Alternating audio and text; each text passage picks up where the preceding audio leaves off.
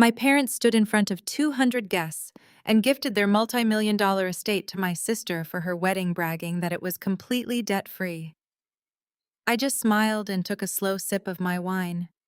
What they did not know was that for the past 3 years, my company had been secretly paying their mortgage to save them from absolute financial ruin.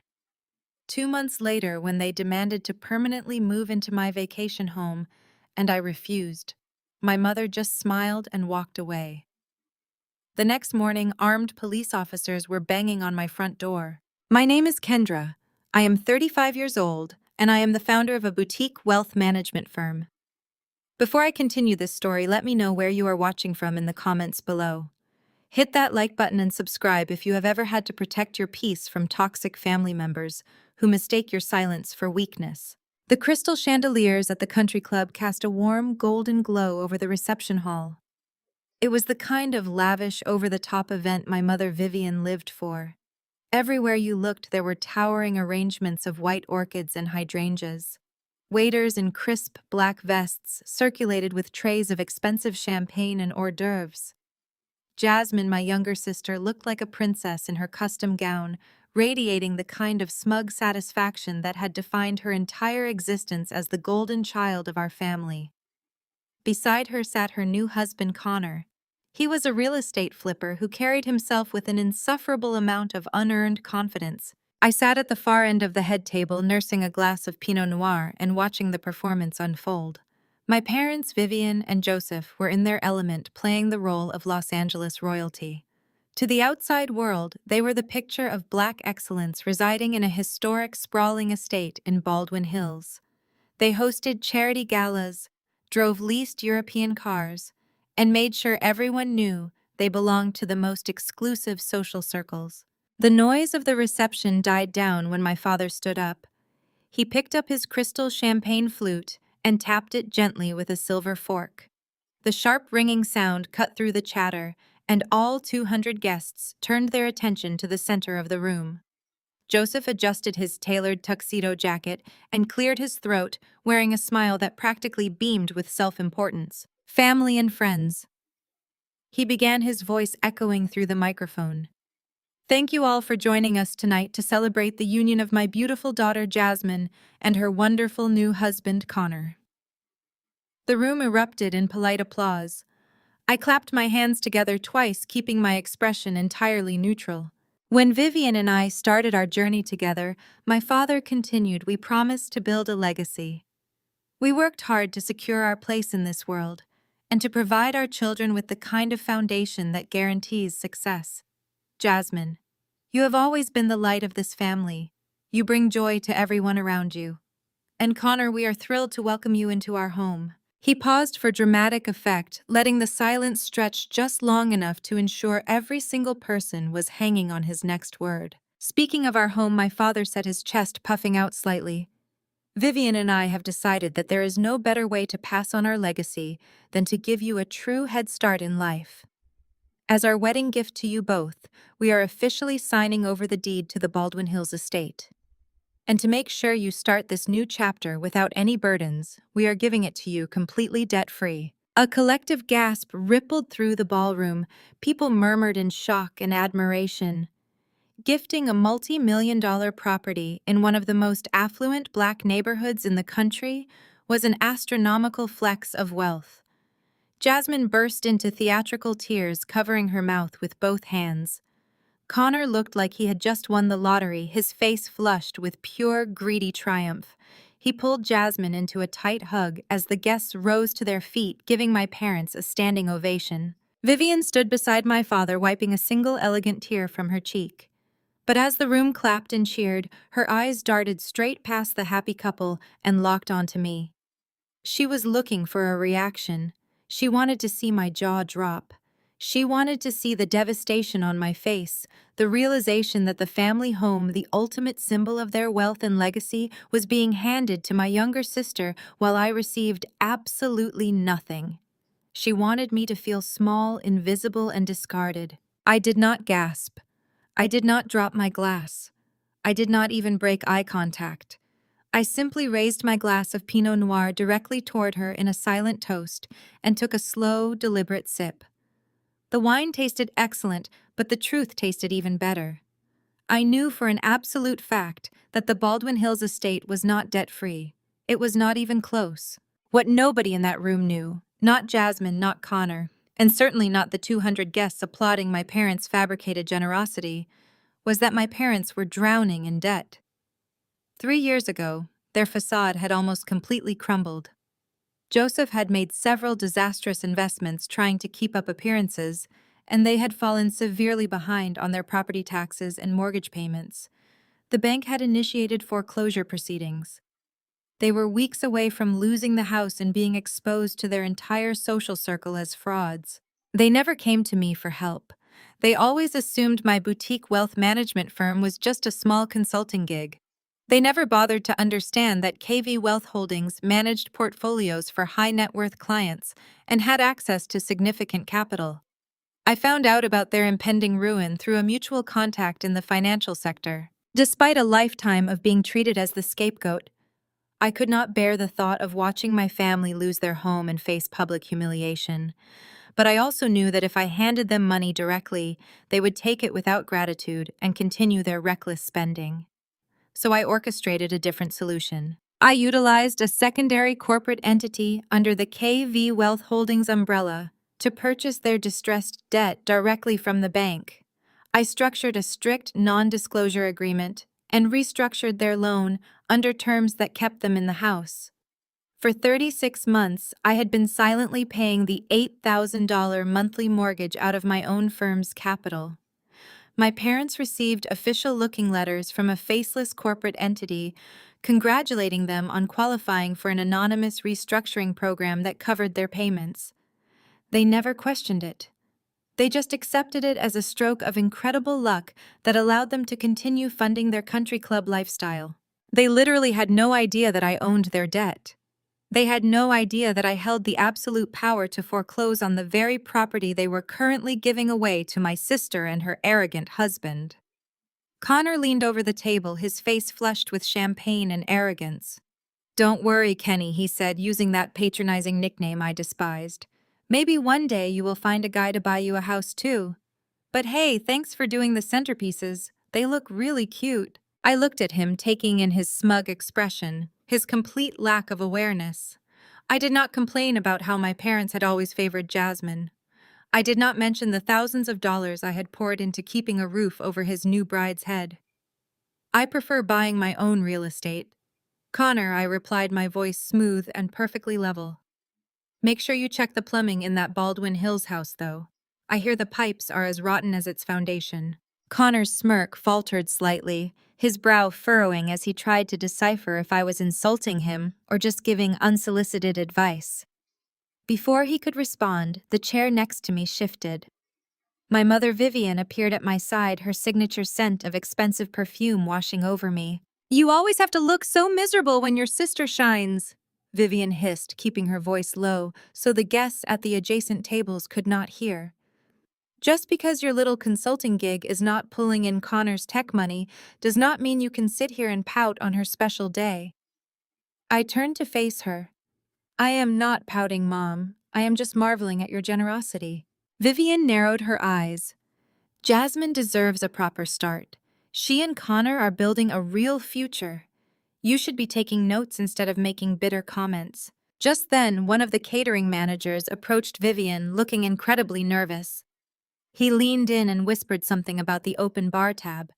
My parents had conveniently forgotten to prepay the $15,000 alcohol bill, and the venue was threatening to shut down the bar right in the middle of the reception. Vivian's face drained of color. Social ruin was knocking at her door. I calmly opened my clutch, pulled out my solid metal black card, and handed it to the manager. "Keep the drinks flowing," I said. "Put the entire tab on this." The manager nodded in relief and hurried away. Vivian stared at me, too shocked to speak. I picked up a pen from the table, grabbed a napkin, and wrote a quick cryptic note. I folded it and tucked it into the pocket of my father's jacket hanging on the back of his chair. "Enjoy the gift," I told my mother. I left the reception early, stepping out into the cool Los Angeles night air. The next morning, I sat in my home office with a fresh cup of coffee. I logged into my firm's secure portal, pulled up the Baldwin Hills mortgage file, and officially initiated the transfer of the family home's debt directly into my primary holding company's name. The anonymous restructuring program was officially over. The trap was set, and the timer had just started ticking. The applause settled into a low hum of awed whispers across the country club ballroom. Waiters in white gloves rushed to refill crystal flutes as if my father had just delivered the Gettysburg Address instead of a massive financial lie. Connor slouched back into his chair at the head table, his face flushed with the kind of red-faced triumph reserved for men who believe they have just conquered the world by doing absolutely nothing. He loosened his silk tie and threw a heavy arm around Jasmine. She leaned into him, flashing her diamond ring for the photographer hovering near the floral archway. Connor then turned his attention to me. He held his glass of champagne by the bowl, leaving greasy fingerprints on the crystal. He leaned across the pristine white tablecloth, invading my personal space with the smell of expensive cologne and cheap arrogance. "Don't worry, Kenny," he said loud enough for the adjacent guests to hear. "Maybe one day you will find a guy to buy you a house too. But hey, thanks for doing the centerpieces. They really tie the room together." He flashed a brilliant white smile, waiting for me to shrink. He styled himself as a visionary real estate flipper, a man who bought distressed properties with other people's money, slapped gray paint on the walls, and called himself a mogul. In his mind, I was just Jasmine's bitter older sister. The single black woman pushing 35 who ran a vague consulting business and spent her weekends arranging flowers. My parents had actively cultivated that narrative to protect their own egos. It was easier for them to frame my independence as isolation rather than admit I possessed a wealth they could not control. I set my wine glass down, matching his smile with one that did not reach my eyes. "I prefer buying my own real estate, Connor. Make sure you check the plumbing in that Baldwin Hills house. I hear the pipes are as rotten as its foundation." Connor scoffed, waving his hand dismissively. "Spoken like someone who does not understand the market. I have a whole crew ready to go in next week. We are tearing down the load-bearing walls in the main living area. Open concept is where the equity is. I am pulling the city permits on Monday morning. By the time I am done with it, the property value will double." "You cannot just tear down load-bearing walls in a house from that era without a structural engineer and a fully approved city permit," I replied, my tone conversational but razor-sharp. "And pulling permits requires the primary lien holder to sign off on major structural alterations." "Are you absolutely sure the bank will let you gut the place?" Connor chuckled, shaking his head as he looked at Jasmine. "Listen to your sister trying to give me real estate advice. Kenny, the house is paid off. Your dad just said so in front of 200 people.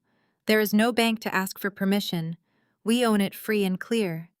That is the beauty of marrying into a family that actually knows how to build generational wealth." Jasmine placed a manicured hand over his chest, looking at me with a mixture of pity and annoyance. "Do not be like this, Kendra. Not tonight. Not everyone wants to hustle their whole life. Some of us actually want to be taken care of. Connor is a provider. You should be happy that Mom and Dad recognize his potential to lead this family forward." "Taken care of is a cute phrase, Jasmine," I said, keeping my voice entirely devoid of emotion. "It sounds so much better than being a dependent. But I suppose you have plenty of experience with that. Who funded your boutique public relations firm when it went under for the third time last year?" Because I remember reviewing the liquidation paperwork, and it certainly was not Connor. Jasmine's face hardened, her perfect bridal glow fracturing for a fraction of a second. She hated being reminded of her failures, especially in front of her new husband, who believed she was a savvy entrepreneur. "That was a temporary setback," she hissed, leaning closer so the guests at the next table would not catch the venom in her voice. "And Dad handled that out of the family trust. Because that is what families do, Kendra. They protect their own. They invest in each other. Something you would not understand sitting alone in your sterile apartment." "I understand investments perfectly," I replied, shifting my gaze back to Connor. "Which is why I am curious about your renovation budget. Tearing a house down to the studs requires liquid capital. Did Dad give you a blank check for that too, or are you putting the construction costs on those high-interest credit cards you use to fund your flipping business?" Connor bristled, his posture stiffening defensively. The casual mention of his leverage clearly struck a nerve. My financing is none of your business. I have lines of credit specifically designed for high-yield property development. When the house is finished, we can leverage the new equity to fund 3 more projects. It is a foolproof strategy. Leveraging credit against a property you have not even moved into yet, I observed dryly. A bold strategy indeed. I am sure the city planning office will be thrilled to see your application. My father returned to the table at that exact moment, clapping Connor loudly on the shoulder. Joseph was glowing, practically vibrating with the adoration he had just received from his peers. Look at my 2 favorite guys, Joseph boomed, signaling a waiter to bring a fresh bottle of Dom Perignon. Connor, I just had the regional director of the country club tell me that my wedding gift was the most generous display of family unity he had ever witnessed. People respect a patriarch who takes care of his legacy. They certainly do, Sir Connor said, raising his glass to my father. And I promise you we are going to maximize this asset. I was just telling Kenny here about the demolition plans. We are bringing that outdated property into the 21st century. Joseph glanced at me, his smile tightening just enough to register his absolute disdain for my presence. Do not bother explaining high-level real estate strategy to your sister Connor. Kendra has always struggled to see the big picture. She focuses on the small details. That is why she is so good at arranging the table settings. Speaking of which, Kendra, did you make sure the catering staff boxed up the leftover prime rib? We paid a fortune for it, and I am not letting it go to waste. He spoke to me not as a daughter or a guest, but as hired help. He wanted to ensure Connor clearly understood the hierarchy at this table. The men were the visionaries. Jasmine was the prize. I was the utility. The catering staff has strict instructions from the event coordinator, I said, refusing to break eye contact with my father. I am sure they will handle your leftovers with the same meticulous care you use to handle your finances. Joseph frowned, missing the exact nature of the insult, but catching the lack of deference in my tone. Before he could issue a reprimand, the wedding band struck up a lively jazz number, and the guests began making their way toward the dance floor. Connor stood up, offering his hand to Jasmine. Come on, babe, Connor said, pulling her from her chair. Let us go show these people what the new owners of Baldwin Hills look like. They glided away toward the center of the room, leaving me alone at the table with my father. Joseph buttoned his jacket, looking down his nose at me. You need to fix your attitude, Kendra, he warned, his voice dropping its jovial tone. Your mother and I went out of our way to invite you to sit at the head table. You could at least pretend to be grateful for the inclusion. Do not embarrass us in front of Connor's family. They are important people. I would never dream of embarrassing you, Dad, I replied, picking up my clutch. I think you do a spectacular job of managing your public image entirely on your own. I stood up, smoothing the fabric of my tailored dress, and walked away from the table. The air in the ballroom was thick with expensive perfume and manufactured joy. I navigated through the crowd of dancing guests, heading toward the quieter area near the grand mahogany bar at the back of the room. I needed a moment of silence to appreciate the absolute brilliance of the trap they had just willingly walked into. They had handed a heavily leveraged property to a man who planned to destroy its structural integrity using borrowed money. The sheer magnitude of their collective financial ignorance was staggering. I reached the mahogany bar at the back of the room and signaled for a glass of sparkling water. Before the bartender could slide the glass across the polished wood, the sharp click of sensible heels announced my mother's arrival.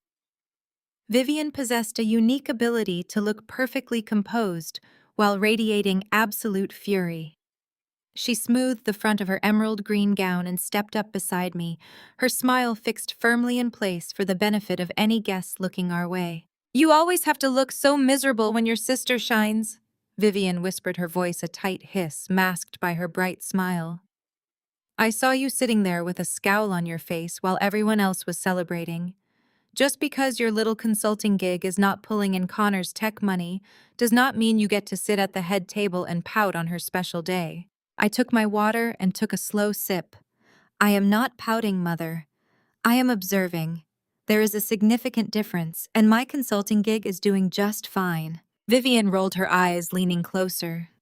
Please, you have been wearing that same understated jewelry for years. We all know you are struggling to keep up. Connor just secured another massive round of funding for his app, and Jasmine is about to step into her role as a society wife. You could learn a thing or two about securing a provider instead of working yourself to the bone for pennies. We gave them the house to ensure they have the perfect foundation. You should be taking notes. I let her words wash over me. She truly believed her own narrative. She needed to believe it because the alternative was admitting that her favorite daughter had married a broke opportunist, and her scapegoat daughter was quietly funding their entire lifestyle. Before I could formulate a response, the bartender returned. He looked deeply uncomfortable, clutching a black leather folio. "Excuse me, Mrs. Wilson," he said, keeping his voice discreetly low. "I need to speak with you regarding the open bar tab." Vivian waved her hand dismissively. "Just put it on the card we left on file. We have guests to entertain." "That is the problem, ma'am," the bartender replied, glancing nervously around the room. The card on file declined the pre-authorization for the final $15,000. The catering manager said I have to close the bar immediately unless we can secure a new form of payment. Vivian's perfectly sculpted face went completely slack. The color drained from her cheeks, leaving her looking suddenly fragile. "Declined." "That is impossible. Run it again." "I have run it 3 times, ma'am. The bank flagged it for insufficient funds. If I do not have a working card in the next 2 minutes, I have orders to cut off all alcohol service." The panic in my mother's eyes was absolute. To have the bar shut down in the middle of her crowning social achievement would be an unrecoverable scandal. The wealthy black elite of Los Angeles would whisper about the Wilson family's financial troubles for the next decade. She frantically dug into her designer clutch, her hands shaking as she pulled out 2 more credit cards. "Try these," she demanded, pushing them across the counter. The bartender swiped the first one. Declined. He swiped the second. Declined. Vivian looked like she was going to be sick. She gripped the edge of the mahogany bar, her knuckles turning white. Joseph was across the room, laughing and smoking a cigar with the country club director. She could not exactly march over there and demand money he did not have. I watched her squirm for exactly 10 seconds. 10 seconds of pure, unadulterated terror as the facade she had spent her entire life building began to crack. Then, without a word, I reached into my purse. I pulled out my solid metal black card and placed it on the polished wood counter with a heavy, satisfying thud. "Run this," I told the bartender. He swiped the heavy metal card. The machine beeped instantly, printing out a long receipt. The relief on the bartender's face was palpable. "Thank you, Miss Wilson. I will keep the bar open for the rest of the evening." Vivian stared at the little piece of plastic as if it were an alien artifact. She looked from the card to me, her mouth opening and closing silently. She knew exactly what a black card meant. She knew the income requirements, the spending limits, the sheer financial power it represented. "How did you get that?" she finally managed to choke out. I smiled, retrieving my card and sliding it back into my purse. "I told you, Mom, my little consulting gig is doing just fine." I picked up a pen from the bar caddy and signed the $15,000 receipt. I tore off the customer copy and folded it neatly in half. "You can consider this my contribution to the wedding," I said, my voice completely flat. "But do not ever speak to me about securing a provider again. I am the provider." I turned my back on her and walked away. I did not wait to see the mixture of shame and confusion on her face. I made my way toward the exit, passing the table where my father had left his tailored tuxedo jacket draped over the back of a chair. He was still out on the patio smoking cigars with his friends. I stopped at his chair, slipped the folded receipt into the inner breast pocket of his jacket, and pulled out a small notepad from my clutch. I wrote a quick, simple message and tucked it in right next to the $15,000 bar tab. "Enjoy the gift." I left the country club without saying goodbye to anyone. The valet brought my car around, and I drove back to my hotel in complete silence. The anger I usually felt after dealing with my family had vanished, replaced by a cold, calculating calm. They had chosen their path. They had chosen their golden child. Now they were going to have to live with the consequences of those choices. The next morning, I woke up at 6 o'clock. The Los Angeles sun was just beginning to rise, casting a pale pink light across the city. I poured myself a cup of black coffee, sat down at the desk in my hotel suite, and opened my laptop. I logged into the highly secure KV Wealth Holdings administrative portal. My dashboard loaded, displaying the massive financial portfolios I managed for my clients and the specific isolated accounts I used for my own investments. I navigated to the distressed real estate division. 3 years ago, I had purchased the Baldwin Hills mortgage, anonymously bearing the ownership behind layers of non-disclosure agreements and corporate shell companies. My parents had been making their monthly payments to a faceless servicing agency, completely unaware that the money was flowing directly into my firm's accounts. Today, that anonymity was no longer required. I pulled up the master file for the Baldwin Hills property. The remaining balance on the loan was exactly $1.2 million. I clicked on the Asset Transfer Protocol. A dialog box popped up asking for confirmation to shift the debt from the anonymous holding shell directly into the primary publicly searchable registry under KV Wealth Holdings. I did not hesitate. I typed in my authorization code and hit execute. The screen refreshed. A green checkmark appeared confirming the transfer was complete. The legal machinery was now in motion. Within 48 hours, the city records would update. The title would reflect the active massive lien held by my company. Any attempt to alter the property, borrow against it, or claim it was free and clear would trigger an immediate red flag in the Los Angeles County Registry. I leaned back in my chair and took a sip of my coffee. The trap was officially set. Joseph and Vivian had given away a house they did not own to a man who planned to destroy it with money he did not have. And I held the only key to the lock they had just willingly stepped into.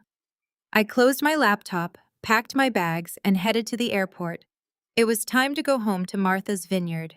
I had a feeling the next few months were going to be very, very entertaining. 2 months slipped by in total silence. 60 days of glorious, uninterrupted peace. I spent those 8 weeks doing exactly what I do best, building capital, expanding my firm, and protecting my peace of mind. After I officially transferred the Baldwin Hills mortgage debt into the primary registry of KV Wealth Holdings, I expected an immediate explosion. I anticipated angry phone calls, desperate text messages, or perhaps a sudden unannounced visit to my Los Angeles corporate office. But my phone remained completely silent. It became abundantly clear that my parents and Connor were so deeply wrapped up in their own delusions of grandeur that none of them had bothered to check the city records or open the mail containing the official notice of the lien transfer. They were living in a fantasy world funded by my reality. I decided to let them enjoy their ignorance for a little while longer. I packed my bags, forwarded my calls to my executive assistant, and flew across the country to my sanctuary. Oak Bluffs on Martha's Vineyard is not just a vacation spot. It is a historically black enclave where the air smells of sea salt and old money.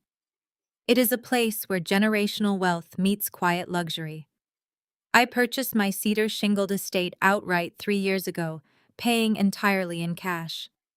It sits completely isolated on a private bluff overlooking the Nantucket Sound, hidden away behind towering oak trees and wrought iron gates. There are no tourists pushing through the streets here. There is only the rhythmic sound of the ocean hitting the shore, the calls of the seagulls, and the quiet hum of true accomplishment. It was my absolute favorite place on earth precisely because Vivian and Joseph hated it. They preferred the loud manufactured flashiness of Los Angeles. They thrived on being seen at crowded restaurants and country clubs. The quiet, understated elegance of the vineyard bored them, or so I thought. It was a Tuesday morning. I was sitting on my wraparound mahogany porch with a cup of black espresso, reviewing a lucrative merger and acquisition file for a major tech client. The morning was flawless. The ocean breeze was cool, and the sky was a brilliant, unclouded blue. Then the harsh, violent grinding of heavy diesel gears shattered the tranquility. I looked up from my tablet, narrowing my eyes against the morning sun. A massive white commercial moving truck was forcing its way down my private gravel driveway. The truck was far too wide for the narrow coastal path. I watched in absolute disbelief as its heavy metal sides scraped brutally against my manicured hydrangeas. snapping thick branches and crushing the pristine landscaping I paid a premium to maintain. The driver laid on the horn, a blaring, obnoxious sound that echoed across the quiet bluff, disrupting the peace of the entire neighborhood. Right behind the roaring diesel truck, a silver Mercedes sedan crept up the driveway, dodging the falling branches. I recognized the California license plates instantly. It was my parents' leased vehicle. The heavy truck finally lurched to a halt right in the middle of my circular driveway, blocking the path completely. The air filled with the smell of burning diesel fuel and exhaust fumes. The doors of the Mercedes swung open before the engine was even completely cut off. Vivian stepped out onto my crushed gravel. She wore oversized designer sunglasses, a beige cashmere trench coat, and a silk scarf wrapped tightly around her head. She looked around the property with a highly critical eye, holding her designer handbag tight against her chest. She did not look like a mother visiting her daughter. She looked like a real estate inspector, calculating how much of my property she could tear down and mold to her own liking. Joseph emerged from the driver's side, slamming the heavy car door. He did not look at the ocean, the stunning view, or the house itself. He looked straight at the two burly movers who were climbing down from the truck cab, looking exhausted and irritated. "Bring those heavy wardrobe boxes straight through to the main foyer," Vivian shouted, her voice shrill and commanding as she pointed a manicured finger toward my custom double front doors. "And be extremely careful with the antique vanity mirror. It belongs in the master suite. Do not scratch the hardwood floors on your way up.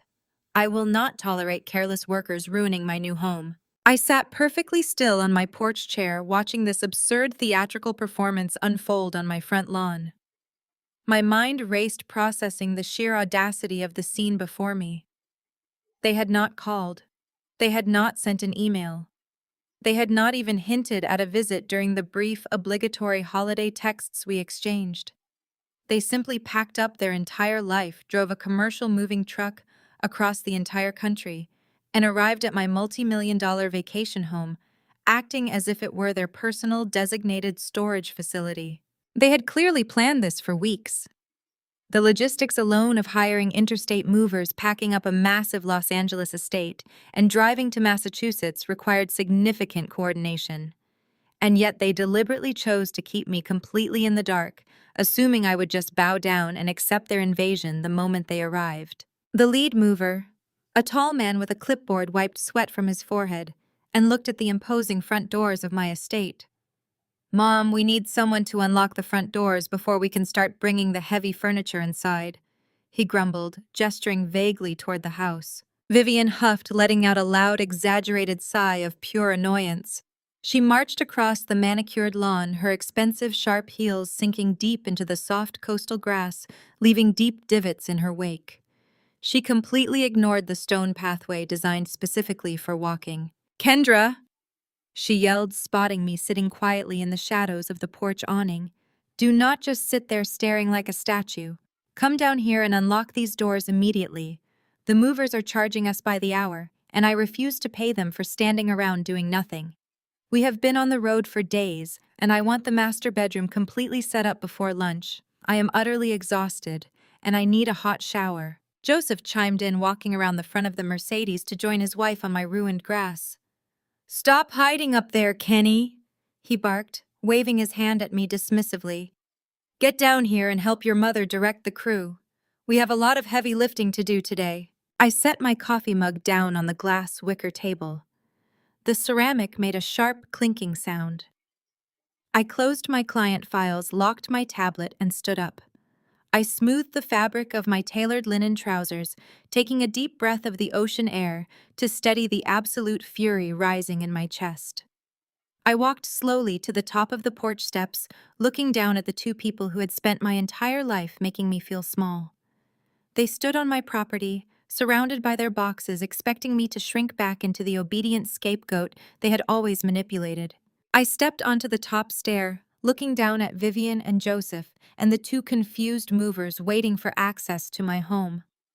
The silence between us stretched tight and heavy.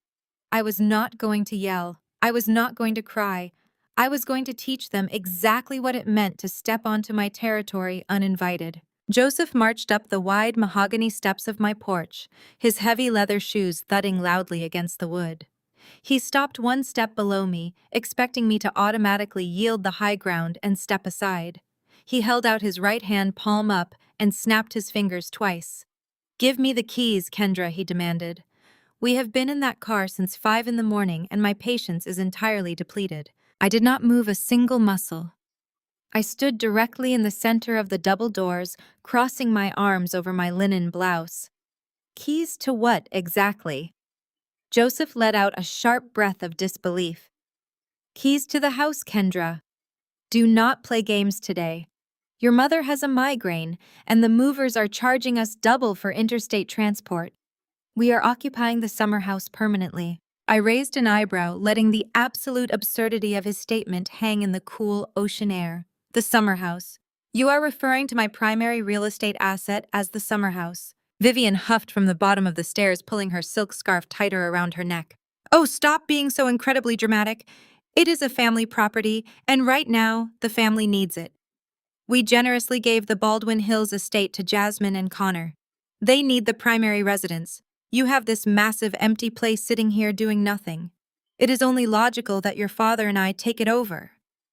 "Take it over," I repeated, keeping my voice dangerously level. "Yes," Vivian said, waving her manicured hand toward the driveway.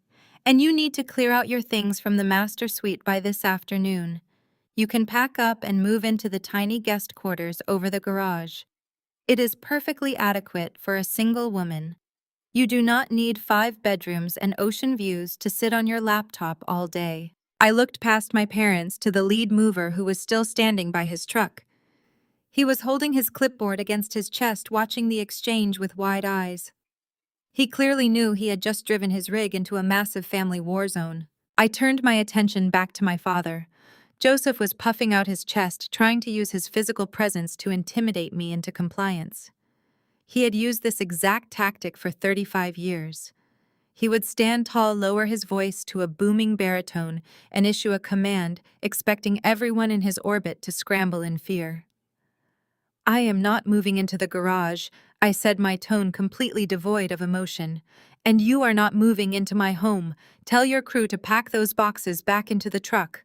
Joseph stepped up onto my level, closing the distance between us. His face flushed dark red with sudden explosive anger. "You do not speak to us that way. We are your parents. We paid for your community college, Kendra. You owe us your respect, and you owe us this house. Jasmine and Connor need the Baldwin Hills estate for their new baby. You are single. You do not need all this space." I let out a short, sharp laugh that echoed off the cedar shingles. "Paid for my community college. You paid for exactly 1 semester, Joseph. 1 semester before you decided that your money was better spent financing Jasmine's European backpacking trip because she needed to find herself before starting her first failed public relations firm. I paid for the rest of my education by working graveyard shifts at a diner. I paid for my graduate degree while you bought Jasmine her first Mercedes. You do not own a single brick of this house. You do not own the wood you are standing on. I bought this property with cash that I earned while you were busy parading Jasmine around your country club." Vivian gasped, clutching her chest, as if I had physically struck her. "How dare you throw the past in our faces? Jasmine is pregnant. She is giving us our first grandchild. She and Connor are building a real legacy. They need the Baldwin Hills house to raise their family in a proper environment. You should be bending over backward to help us transition into this property so we can all support her. You are single. It is selfish to hoard a massive estate when your sister is expanding our family lineage." "Support her," I said. "You mean continue to fund her existence while she pretends to be a successful adult? And you expect me to hand over a $5 million estate so you can play the generous benefactors and pretend you are retiring to the vineyard? You want me to pack up my life retreat to a tiny room above a garage and watch you play Lord and Lady of the Manor in a house my money bought?" Joseph pointed a thick finger directly at my face. "You listen to me very carefully. You are going to open those doors right now. We are moving our furniture into the main house and you are going to the garage. You are a single woman with no husband and no children. You have absolutely no use for a property of this magnitude. You are acting entirely out of selfishness and spite because you are jealous of your sister. You always have been. Now step aside before I lose my temper. I did not flinch. I did not step back. I leaned slightly forward, lowering my voice so only Joseph and Vivian could hear the absolute venom in my words. I am not jealous of a woman who just married a broke con artist, and I am certainly not going to surrender my home to two people who cannot even afford to pay an open bar tab. Vivian's mouth snapped shut. The mention of the wedding reception hit its mark perfectly. Her eyes darted nervously toward the movers. I shifted my gaze past them to the lead mover. "Hey!" I called out, projecting my voice clearly across the lawn. "Who hired you?" The man cleared his throat, stepping forward cautiously holding his clipboard like a shield. "Joseph Wilson, Mom. We contracted out of Los Angeles. We drove straight through." "Did Joseph Wilson show you a deed to this property?" I asked. The mover frowned, shaking his head. "No, Mom. He just gave us the delivery address and paid the deposit." "Well, I am the sole legal owner of this property," I said, projecting my voice so every single worker could hear me. "My name is on the deed, and I am officially informing you that you do not have permission to bring a single item across my threshold. If you attempt to carry those boxes through my doors, I will call the Oak Bluffs Police Department and have you arrested for trespassing and breaking and entering." The lead mover immediately took 3 large steps back, raising both hands in surrender. "Hey, look, lady. We do not want any trouble. We are just here to unload the truck. We do not get involved in family disputes." "Get back to work," Joseph bellowed, turning around to glare at the crew. "I am paying you to move my things into this house, and you are going to do exactly what I say." "She is just my ungrateful daughter throwing a temper tantrum. She will get out of the way." The lead mover shook his head firmly, tapping his pen against his clipboard. "No, sir. My company policy is extremely strict. We do not force entry into disputed properties. If the homeowner says we cannot cross the threshold, we stay on the curb. You are going to have to figure this out before we take another box off that truck." Joseph turned back to me, his eyes blazing with a fury I had never seen before. He reached out, grabbing my upper arm tightly. "Open the damn door, Kendra." I looked down at his hand gripping my arm. Then I looked straight into his eyes. My expression was completely devoid of fear. "Remove your hand from my arm, Joseph," I said. My tone was so icy, so terrifyingly calm, that he actually loosened his grip in surprise. "If you ever touch me again, you will spend your first night on the vineyard in a holding cell." He snatched his hand back, taking a half step away. "You are out of your mind. We have nowhere else to go. We terminated the lease on our cars in California. We transferred our primary mailing address. We are moving in here and you cannot stop us." Vivian stepped up beside him, her previous commanding tone replaced by a sudden frantic desperation.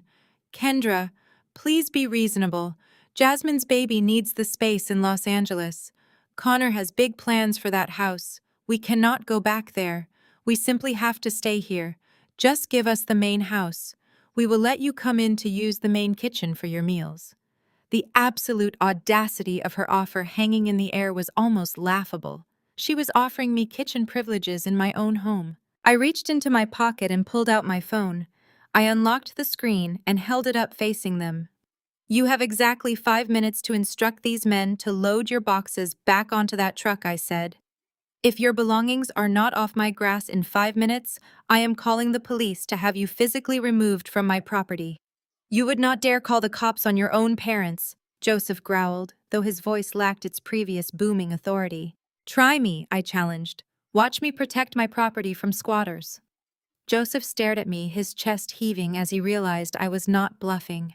The obedient, quiet daughter he thought he could bully had vanished. In her place stood a woman holding all the cards. Joseph stared at my phone screen, his thick jaw set in a stubborn line. The sheer cognitive dissonance required for him to maintain his superiority was staggering. He let out a loud, barking laugh, shaking his head as if I were a toddler throwing a tantrum over a toy. "Squatters!" Joseph mocked, turning to look at Vivian, who was still clutching her designer bag on my ruined lawn. "Do you hear this, Vivian? She is calling us squatters. Kendra, you do not own this property. We know exactly what your little boutique consulting firm pulls in. You are leasing this house for the summer to impress your mid-level corporate clients. Do not stand on that porch and lie to my face. I let out a laugh. It was not a polite, measured chuckle. It was a genuine, sharp sound of pure amusement that echoed off the cedar shingles and carried out toward the ocean. Leasing? I repeated, my voice ringing with absolute clarity. Joseph, I bought this estate 3 years ago.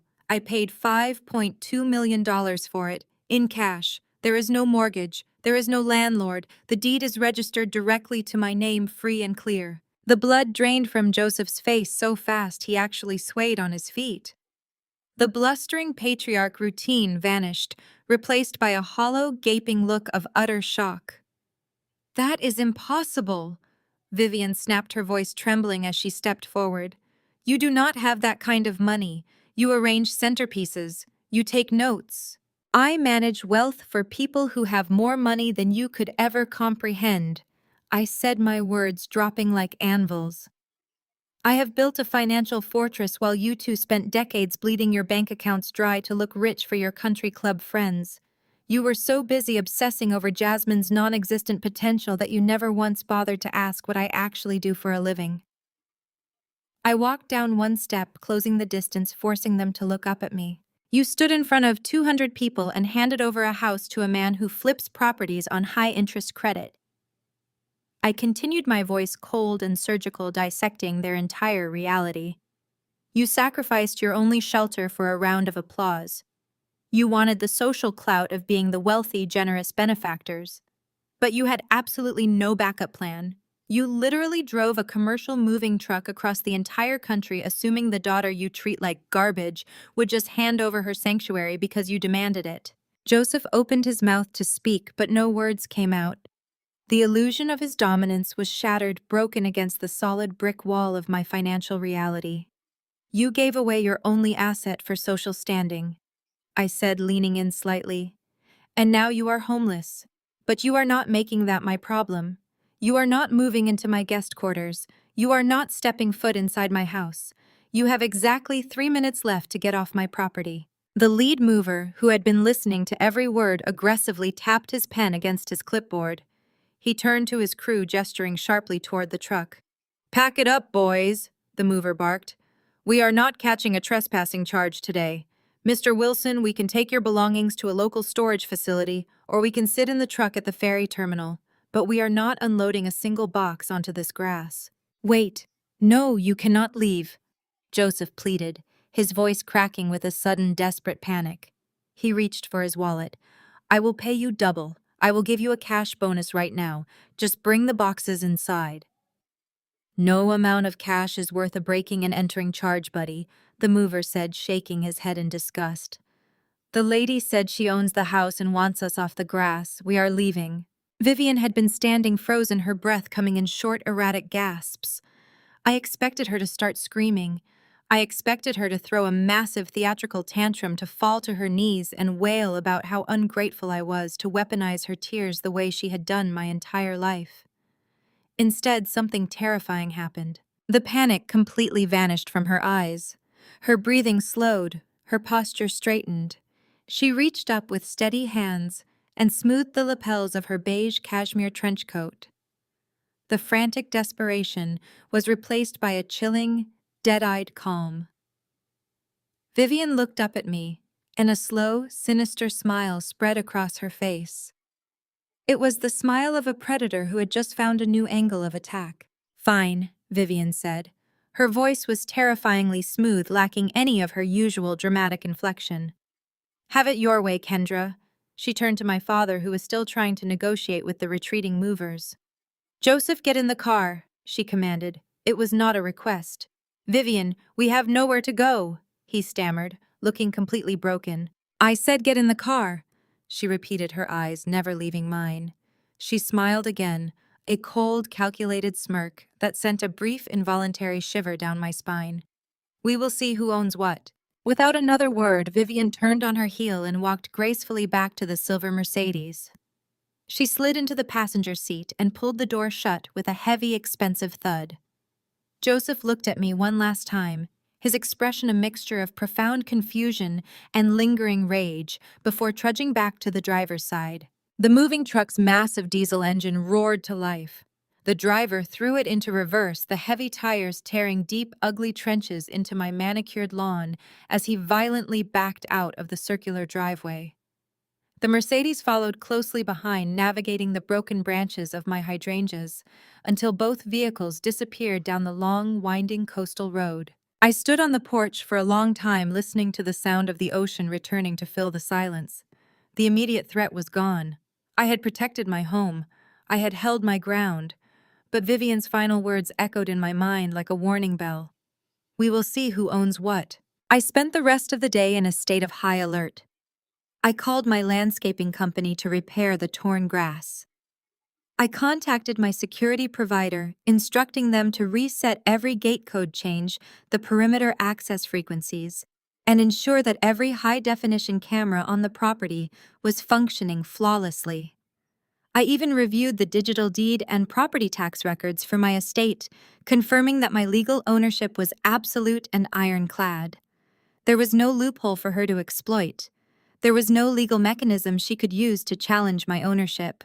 That evening, I poured myself a glass of Cabernet and sat by the large windows overlooking the dark waters of the Nantucket Sound. I tried to dismiss Vivian's threat as the empty bluster of a narcissist who had just lost control. She was a manipulator, not a legal mastermind. She had no power here. I went to bed feeling secure, confident that the boundaries I had violently enforced that morning would hold. I was entirely wrong. The next morning at exactly 6 o'clock, the tranquility of the coastal dawn was shattered. It was not the sound of a diesel engine. It was the sound of heavy, aggressive pounding on my solid oak front doors. The impact was so violent the walls of the house actually vibrated. I bolted upright in bed, my heart hammering against my ribs. The pounding continued, relentless and demanding, echoing through the massive empty house. I threw off the silk sheets pulled on my thick robe and hurried down the grand staircase, my bare feet silent on the hardwood floors. I reached the foyer and tapped the screen of the security monitor mounted on the wall. The high-definition camera fed a crystal-clear image to the screen. Standing on my front porch, illuminated by the pale morning light, were 3 uniformed police officers. Their hands rested casually on their duty belts, their expressions grim and strictly professional. My stomach plummeted. I unbolted the heavy deadbolt and pulled the double doors open. "Kendra Wilson," the lead officer asked, stepping forward. He held up a thick stack of legal documents. "Yes," I answered, keeping my voice steady despite the adrenaline flooding my veins. "How can I help you, officers?" The officer did not smile.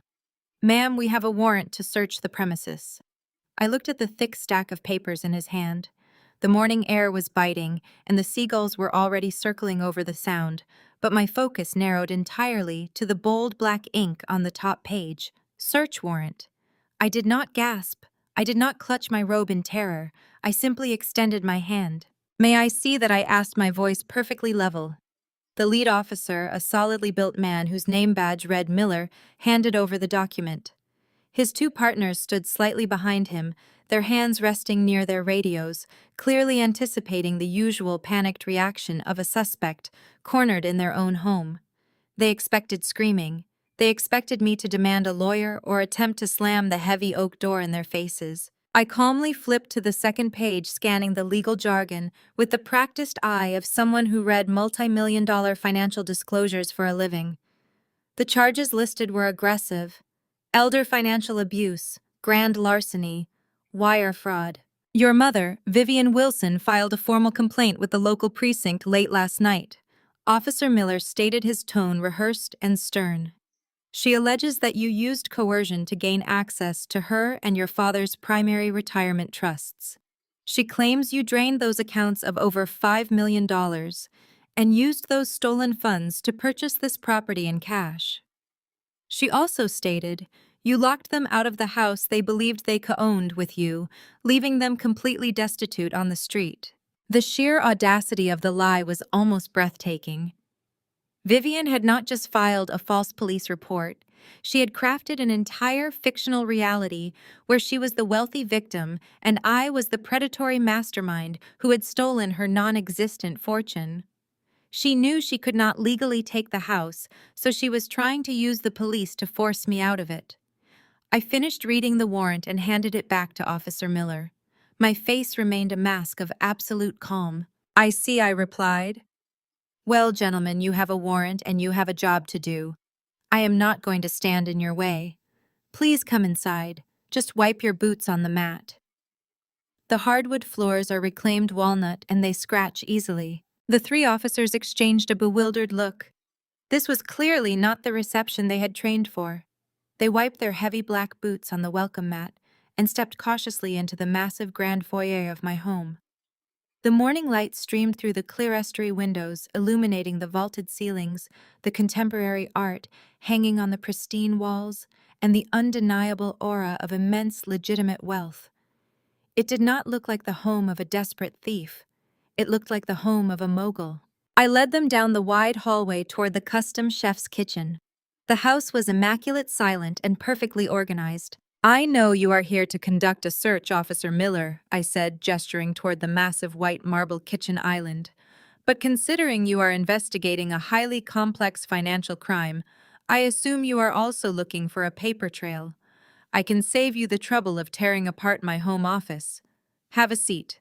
The espresso machine is right there on the counter. It is already warmed up. The mugs are in the cabinet directly above it. Make yourselves comfortable while I get my laptop." Officer Miller frowned clearly, thrown entirely off his rhythm. "Mom, we are not here for coffee. We are here to execute a search warrant and potentially take you into custody depending on what we find. Your parents were extremely distressed when they filed the report. They stated you were dangerous and unpredictable." I pulled out a tall leather bar stool and sat down, crossing my legs. "My parents are indeed distressed, Officer Miller. But they are not distressed because I robbed them.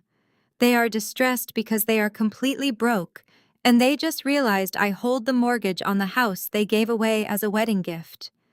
Now I suggest you sit down and look at the screen, because I am about to show you exactly who is committing a felony today." The youngest officer, a woman named Davis, glanced at Miller and then slowly pulled out a stool. Miller hesitated, his jaw tight, before sighing and taking the seat across from me.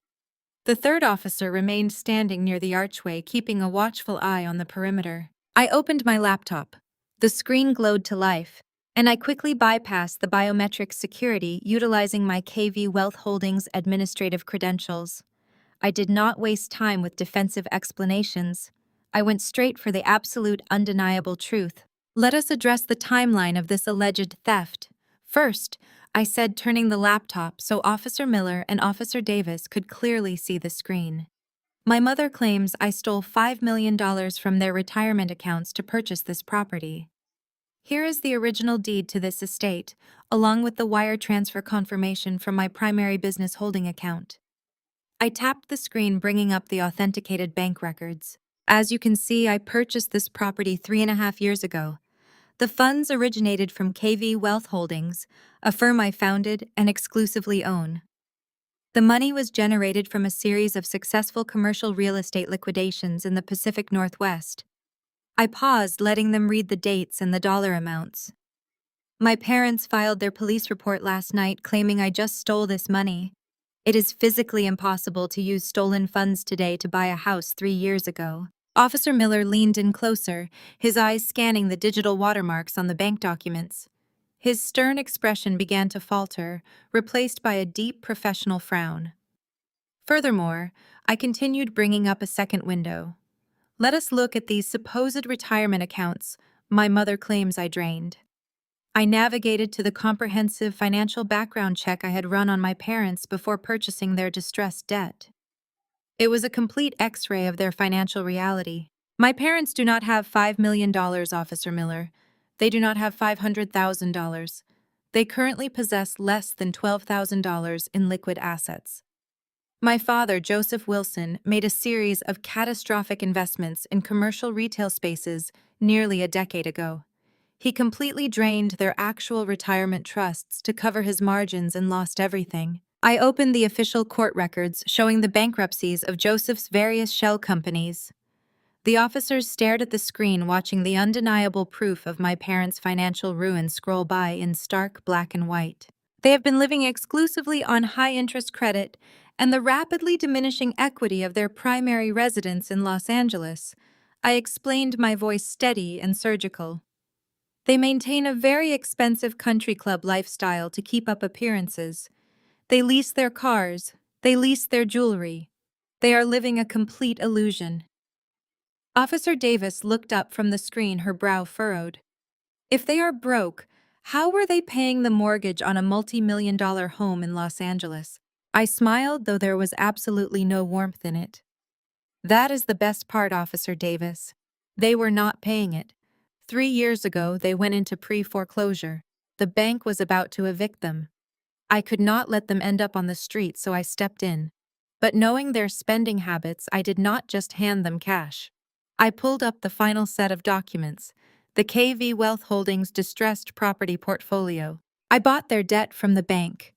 I stated, tapping the screen to highlight the mortgage transfer.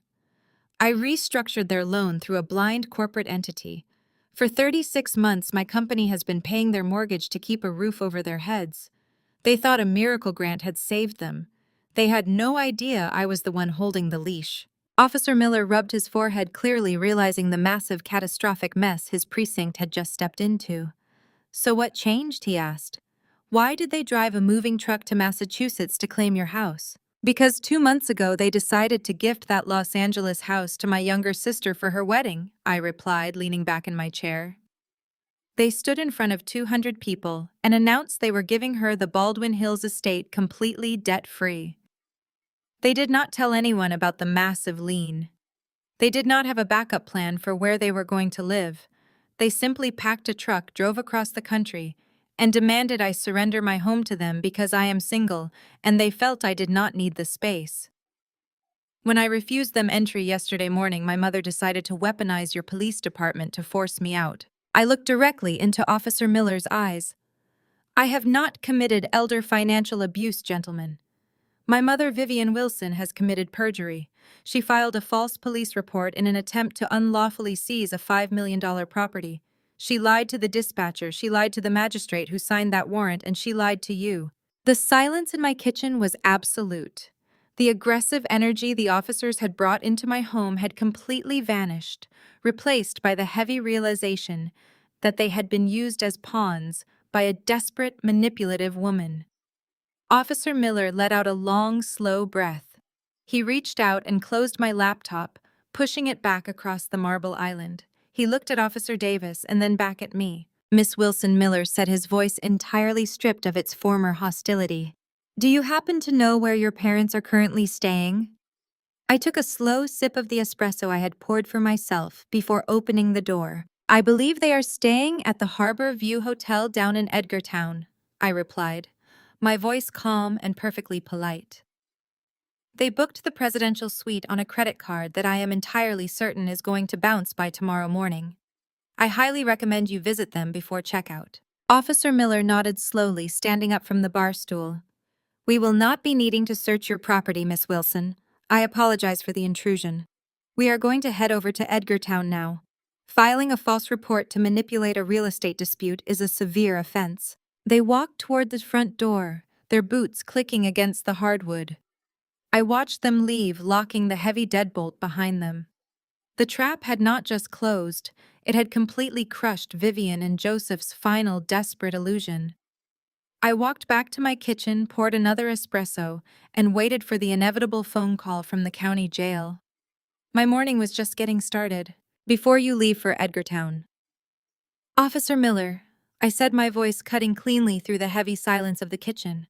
I want to ensure your trip is completely bulletproof.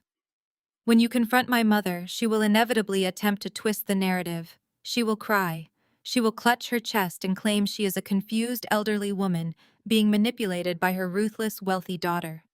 She is an exceptional actress when she is cornered. I am going to give you the exact ammunition you need to shut her down before she can even begin her performance. I picked up my phone from the marble island and dialed my lead corporate litigator, Elias. I tapped the speaker icon, placing the phone flat on the counter so the audio would broadcast clearly across the room. Elias answered on the first ring. "Kendra," he said, his voice crisp and strictly professional. "What is the emergency?" "Elias. I have 3 officers from the Oak Bluffs Police Department sitting in my kitchen," I stated smoothly. "My parents, Vivian and Joseph Wilson, just filed a formal police report claiming I drained $5 million from their primary retirement accounts to purchase my Martha's Vineyard estate. They are also alleging elder financial abuse and grand larceny regarding the Los Angeles property." A sharp, cynical laugh echoed through the phone speaker.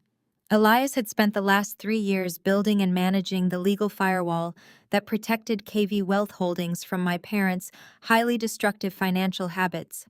He knew their exact net worth down to the final depreciating cent. "That is an incredibly bold strategy for 2 people who are functionally insolvent," Elias said, his tone dripping with elite corporate disdain. "Officers, I am assuming you need the verified paper trail to definitively close this ridiculous investigation." Officer Miller leaned closer to the phone, his posture rigid. "That is correct, Counselor.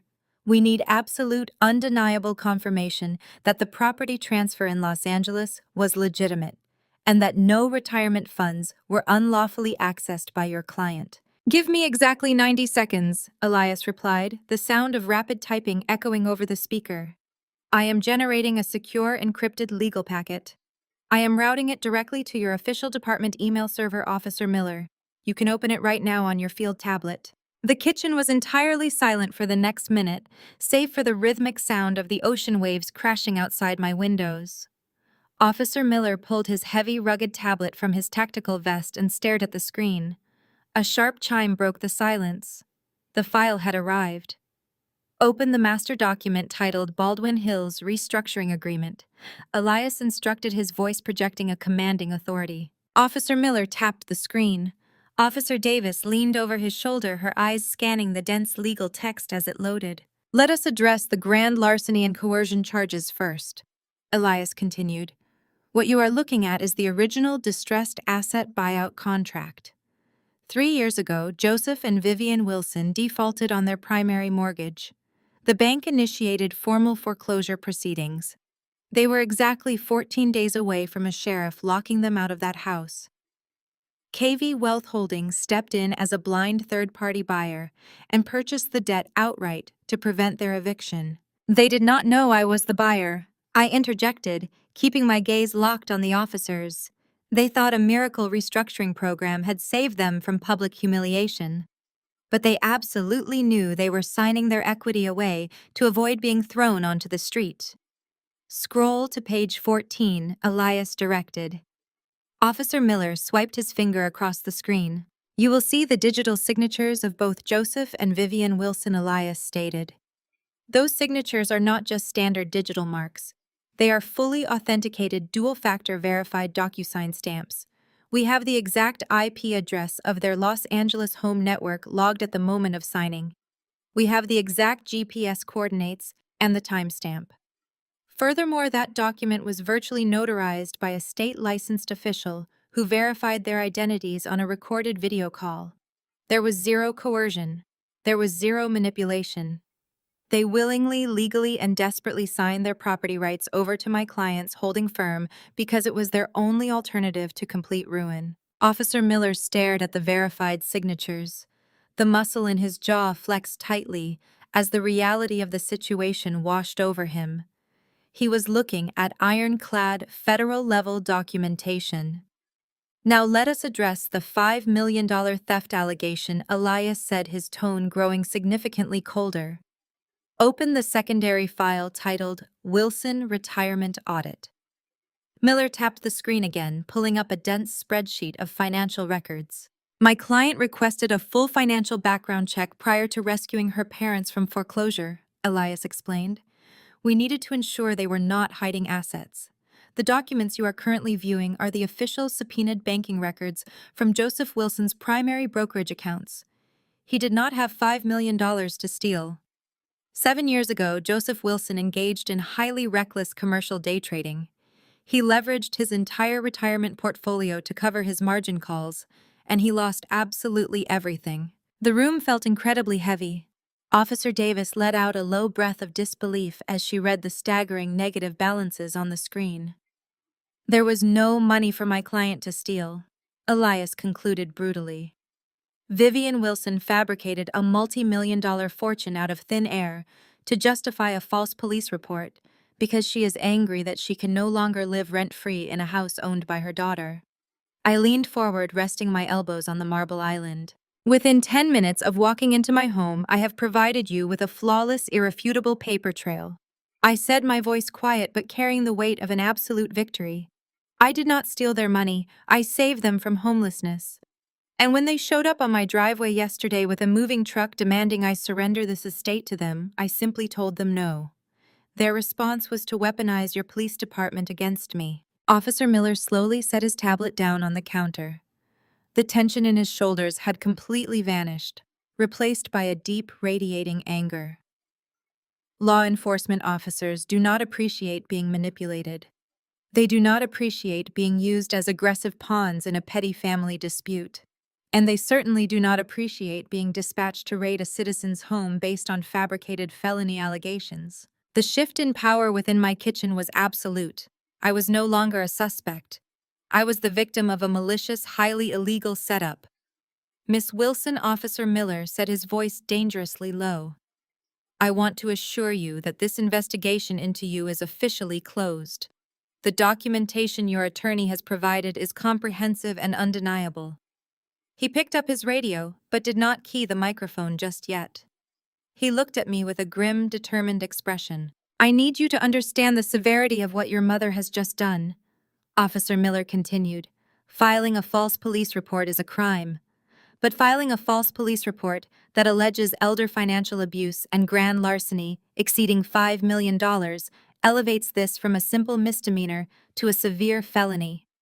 She deliberately lied to a magistrate judge to secure this search warrant. That constitutes perjury and obstruction of justice. Your parents are no longer just dealing with a real estate dispute. They are facing serious prison time. I took a slow, deliberate breath. I understand perfectly, Officer Miller. I fully support you pressing charges to the absolute maximum extent of the law. They made their choices. Now they must face the consequences. Officer Miller nodded firmly. We are heading to the Harbor View Hotel right now. We will be taking both Vivian and Joseph Wilson into custody for questioning regarding the fabrication of a federal felony report. Thank you, gentlemen, I said, standing up from my stool. I appreciate your professionalism. Elias, please forward all authenticated documents to the precinct immediately. Already done, Elias replied before disconnecting the call. I walked the three officers back to the grand foyer. They did not say another word as they exited my home. I watched from the window as they climbed into their cruisers, the flashing blue and red lights cutting through the early morning fog as they sped down the coastal road toward Edgartown. My mother had wanted a war. She thought she could outsmart me with a dramatic performance and a fabricated story. She forgot that in the real world, tears and tantrums do not hold up against a bulletproof paper trail. I poured myself a fresh espresso and walked out onto my porch to watch the ocean. The vineyard was peaceful again. The taillights of the police cruisers disappeared around the bend of the coastal road, leaving my property completely silent once again. I stood on my cedar porch and took a deep breath of the crisp morning air. The heavy fog was beginning to lift off the Nantucket Sound, revealing the dark blue water beneath. I felt a profound sense of absolute clarity. For 35 years, my parents had relied on volume aggression and theatrical manipulation to steamroll their way through life. Today, their entire playbook had crashed against the solid, unyielding wall of my financial reality. I turned away from the ocean and walked back inside my quiet, pristine house. I locked the heavy oak doors and returned to my kitchen island. The espresso I had poured earlier was cold. I dumped it into the custom copper sink and started the machine to pull a fresh shot. While the dark liquid streamed into my ceramic mug, I woke my laptop screen back up. The dual-factor authentication verified my identity, granting me access to the master dashboard of KV Wealth Holdings. I navigated away from my parents' ruined financial portfolios and opened the active accounts ledger. I wanted to check the status of the Baldwin Hills estate. My parents had proudly handed over the keys to my sister Jasmine and her new husband Connor during a lavish wedding reception 2 months ago. They had played the role of the generous, affluent patriarch and matriarch perfectly. They stood before 200 guests and grandly announced they were gifting the newlyweds their primary residence to start their new family. What they conveniently omitted from that heartwarming toast was that the house was leveraged to the absolute hilt. They did not own the house. My company owned the debt on the house. And because my parents had officially vacated the premises and formally transferred the deed into Connor and Jasmine's names, the terms of my blind corporate bailout had fundamentally shifted. A green notification dot blinked in the corner of my screen. The Los Angeles County Registry had processed the final paperwork. The trap on the West Coast was officially armed and ready to spring. Right on cue, my cell phone vibrated violently against the marble countertop. I glanced down at the caller identification. It was Connor. I smiled, picking up my hot espresso mug. I took a slow, appreciative sip before sliding my thumb across the screen to accept the call. I did not say a word. I simply let the line open. Kendra. What the hell is going on? Connor shouted, his voice echoing loudly through the speaker. He sounded completely unhinged. The background noise was chaotic, filled with the murmurs of a crowded public building, the stamping of papers, and the ringing of municipal telephones. Good morning, Connor, I replied, my tone smooth and perfectly pleasant. You sound a bit stressed. Is the honeymoon phase over already? Do not play your corporate passive-aggressive games with me today, Kendra, he snapped, breathing heavily into the receiver. I am standing in the middle of the Los Angeles Department of Building and Safety. I have been waiting in line since 7 in the morning to file the preliminary architectural plans. Jasmine and I have contractors lined up. We are ready to break ground tomorrow. Break ground? I asked, leaning against the kitchen counter. I was genuinely curious to hear the extent of his delusions. What exactly are you planning to do to the house, Connor? We are gutting the entire first floor, he declared, his voice dripping with unearned entitlement. Jasmine needs an open concept layout for her lifestyle brand. The lighting in that old house is terrible for her brand sponsorships. We are tearing out the load-bearing walls in the living room, installing floor-to-ceiling glass panels, and adding a cantilevered infinity pool in the backyard. We are modernizing the legacy. But the clerk at the desk just rejected my entire application. She practically laughed me out of the permitting office. I traced the rim of my mug with my index finger. And why would she do that? Because she claims the property is heavily encumbered, Connor yelled, his frustration echoing through the phone. She said I cannot pull a single demolition permit because there is a massive active lien on the property. She told me the house is carrying millions of dollars in secured debt. This has to be some kind of administrative error. Your father told me this house was completely paid off. He looked me in the eye and shook my hand and said the estate was free and clear. My father says a lot of things to impress people he believes are important, I noted calmly. Connor ignored my comment entirely, charging forward with his demands. Listen to me, Kendra. You work in financial consulting. You deal with this kind of bureaucratic red tape all day long. I need you to pull whatever strings you have in the banking sector and get this cleared up immediately. The clerk said the lien is held by some predatory private equity firm called KV Wealth Holdings. I need you to find out who these vultures are and get them to release the hold on my property. Jasmine is pregnant and she is already highly stressed about the construction timeline. I am not going to let some nameless, faceless corporation ruin our dream home. The sheer magnitude of his arrogance was a marvel to witness. Connor had married my sister specifically because he thought he was marrying into immense generational wealth. He was a man who styled himself as a visionary entrepreneur, but his only actual business strategy was spending other people's money. He thought my parents were multimillionaires. He thought I was just a mid-level desk worker who could be bullied into doing his administrative chores. You want me to contact KV Wealth Holdings and instruct them to release a multi-million-dollar lien just because you want to build an infinity pool? I asked, keeping my voice dangerously soft. Yes, Connor demanded, smacking his hand against what sounded like a service counter. Your parents clearly messed up some paperwork years ago. Joseph probably took out a small line of credit and forgot to file the discharge papers. It is a clerical oversight. Use your corporate contacts. Threaten them with a lawsuit if you have to. Just get this KV Wealth Holdings off my back so I can start demolition. I set my espresso mug down on the marble island. I walked over to the large windows and looked out at the rolling gray waves of the Atlantic Ocean. The morning sun was finally breaking through the clouds, casting a brilliant golden light across the water. It was a beautiful day for a reality check. Connor, I said, my voice dropping an octave, adopting the exact tone I used during hostile corporate takeovers.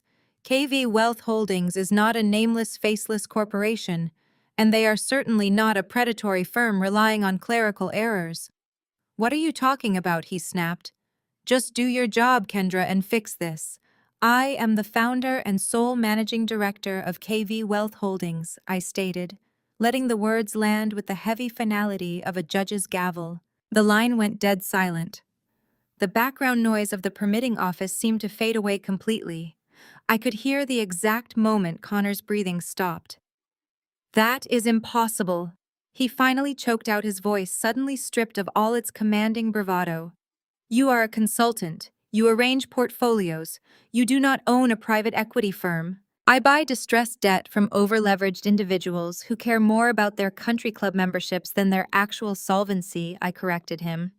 3 years ago, your generous, wealthy father went into pre-foreclosure. The bank was going to physically throw him and Vivian onto the street. They had drained every single cent of their retirement. They were entirely bankrupt. I used my firm to buy their mortgage. I bailed them out. I have been paying the note on that house for 36 months to keep them from becoming homeless. No, Connor stammered. No, Joseph said the house was a gift. It was our wedding gift. He signed the deed over to us. He did sign the deed over to you. I agreed, my tone cheerfully ruthless. He transferred the legal ownership of the property to you and Jasmine. But he did not transfer the debt. The debt is secured against the physical property, Connor. By accepting the deed, you accepted the encumbrance. You now own a house that is leveraged for millions of dollars, and I hold the exclusive rights to that loan. You set us up! Connor screamed, his panic morphing instantly into explosive rage. You deliberately trapped us. You knew Jasmine and I wanted to renovate. You are trying to destroy your own sister because you are a jealous, bitter spinster. I am calling my lawyers right now, Kendra. I am going to sue you for fraudulently encumbering my property. You cannot legally hold my house hostage. I smiled, staring out at the vast, endless expanse of the Atlantic Ocean. I felt absolutely no guilt. I felt only the profound satisfaction of a master chess player calling checkmate. Connor, you cannot sue the bank for your own mortgage, I said, my voice ice cold and perfectly serene. Check the mail. Your first payment of $8,000 is due on the 1st of the month. Do not be late. I disconnected the call with Connor and placed my phone gently on the marble counter. The morning sun was warming my pristine kitchen, but my mind was already 3,000 miles away in Los Angeles. I walked over to my home office and woke up my secondary monitor. I did not just hold the financial note on the Baldwin Hills estate. I was the one who had originally upgraded the property's infrastructure when I first bailed my parents out. I had installed an enterprise-grade smart home security system to protect my investment. My parents and Jasmine were far too technologically inept to understand how to transfer the master administrative rights or reconfigure the internal network. They simply used the basic access codes I had programmed for them. I still controlled the entire system. I opened the security application and tapped on the interior living room camera. The high-definition color feed loaded instantly. What I saw on the screen was a masterpiece of manufactured chaos. The immaculate formal living room where Vivian used to host her pretentious country club mixers was completely unrecognizable. Connor had not waited for the city permits to be approved. Operating on sheer arrogance and borrowed money, he had authorized his high-end demolition crew to begin work at dawn. The beautiful custom wainscoting was gone. The load-bearing wall separating the formal dining room and the kitchen had been brutally smashed open, leaving jagged, exposed drywall and tangled electrical wires hanging from the ceiling like dead vines. A thick layer of white plaster dust coated the mahogany floors. Jasmine was standing in the very center of the debris. She was wearing a pristine white designer jumpsuit, a bright yellow construction hard hat, and oversized sunglasses. She was holding her phone up on a ring light tripod, recording a video for her social media followers. "We are literally stripping this house down to its bones to create a blank canvas for my new lifestyle brand," Jasmine said to her camera, tossing her hair over her shoulder. "Connor and I believe in honoring family legacy, but you have to break down the old walls to let the new energy flow in. The open concept is going to be absolutely stunning." The heavy oak front door slammed open with such violent force that it bounced off the entryway wall. Connor stormed into the house. His face was pale. His designer tie was yanked loose and his chest was heaving as he stared at the absolute destruction surrounding him. He looked at the gaping hole in the dining room wall and let out a strangled, panicked groan. Jasmine frowned, lowering her phone. "Connor, you are ruining the shot. I am updating my followers on the demolition progress. Why are you back from the city planning office so early? Did you get the permits to start the infinity pool excavation?" Connor ignored her, marching directly into the center of the room.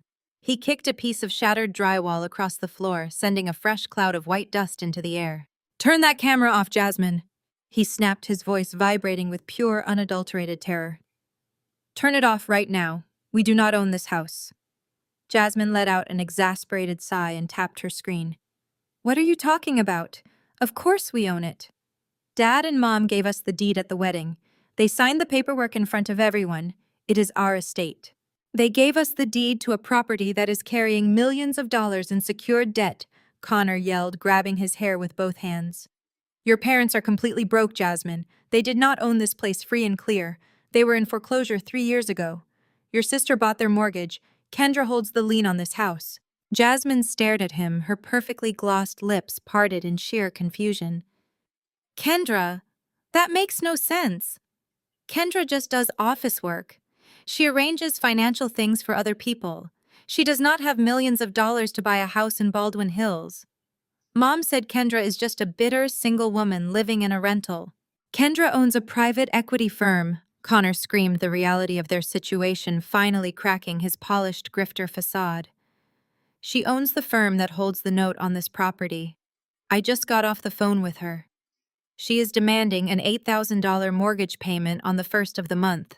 She trapped us. She let us accept the deed so we would inherit the debt.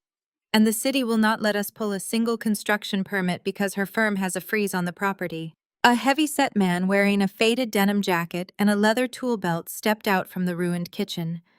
It was the lead contractor. His arms were covered in white dust, and his expression was completely devoid of patience. "Excuse me," the contractor said, his deep voice cutting through the ringing silence of the room. "Did you just say you do not have the permits for this demolition?" Connor spun around, holding his hands up in a desperate, placating gesture. "Marco, listen to me. It is just a minor clerical error with the city. My wife's family has a small legal dispute over the deed. We are going to have our lawyers sort it out by tomorrow. Just keep your crew working on tearing out the rest of the kitchen cabinets." Marco did not move. He crossed his arms over his massive chest, staring at the exposed electrical wires hanging perilously from the ceiling. "I do not work on disputed properties, Mr. Wilson," Marco said, his tone flat and uncompromising. "And I definitely do not tear down load-bearing walls without approved city permits. You told me you had the paperwork finalized. You told me the city inspector had already signed off on the initial demolition phase. You lied to me." Connor took a step forward, reaching into his jacket pocket. "Marco, I can write you a personal check right now to cover the delay. Just keep the guys working. We are on a very tight schedule for Jasmine's brand launch." Marco let out a harsh, humorless laugh. "A personal check? From a guy who just admitted he does not own the house he is currently destroying? Absolutely not. My contract clearly states that progress payments are due at the completion of Phase 1.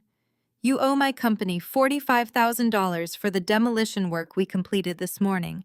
I want a cashier's check or a direct wire transfer right now before my guys pack up their tools." $45,000? Jasmine gasped, dropping her tripod entirely. "Connor, what is he talking about?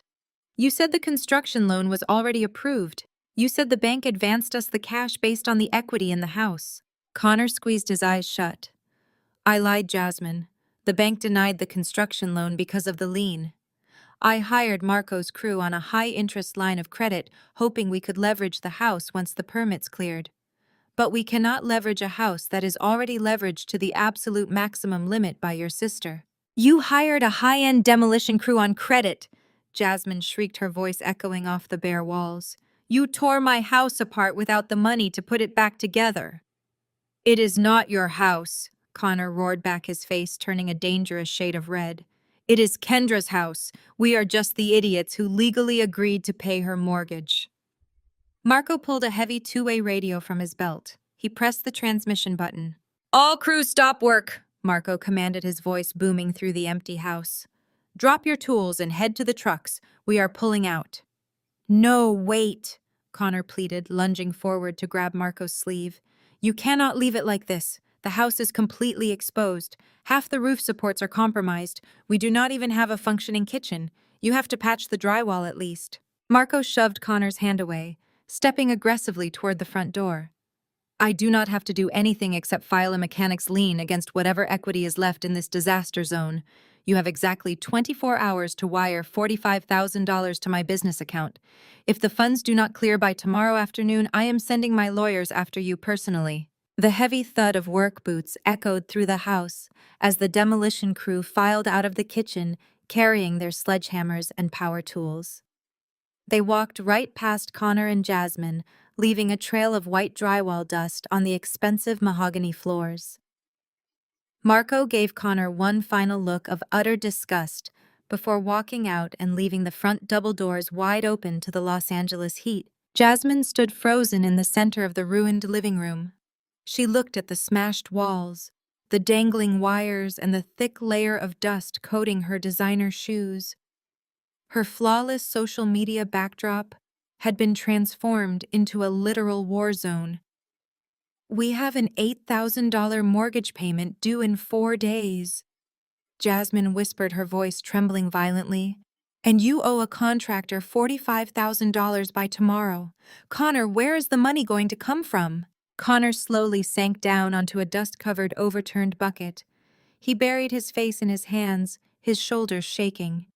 We do not have any money, Jasmine, he confessed, his voice completely muffled. We spent everything we had on the wedding reception to impress your parents' friends. I thought we were getting a free $5 million estate. I thought we were rich.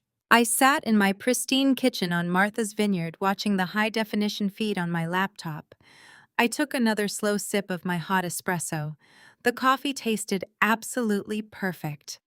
The trap had sprung flawlessly, and now the golden child and her grifter husband were going to spend the rest of their lives paying for my success. I watched Connor hyperventilating on my laptop screen for another 30 seconds before I quietly closed the security camera application. The absolute devastation playing out in the Baldwin Hills living room was a direct result of their own unbridled greed, and I felt not a single ounce of pity. I carried my empty espresso mug to the sink and rinsed it out. Before I could even dry my hands, my laptop chimed with an urgent incoming video conference request. The caller ID flashed Vivian Wilson. They were relentlessly predictable. I walked back to the marble island, took a seat, and clicked accept. The screen instantly split into 3 separate grids. In the top right window, Vivian and Joseph sat huddled tightly together on a velvet sofa. Based on the nautical decor and the frantic guests walking behind them, they were sitting in the lobby of the Harborview Hotel. Joseph looked ashy and terrified. Vivian was aggressively chewing on her manicured thumbnail, her usual pristine composure completely shattered. In the bottom window, Jasmine and Connor sat side by side on a dust-covered cooler in the ruins of the Baldwin Hills estate. Jasmine was wiping streaks of white drywall dust from her cheeks, leaving gray smears across her face. Connor was glaring at the screen with absolute venom. I sat perfectly centered in my window with the bright morning sun reflecting off the ocean behind me, illuminating my calm expression. Kendra, you need to call the Oak Bluffs Police Department right this second, Joseph demanded, his voice cracking with a high-pitched panic I had never heard before.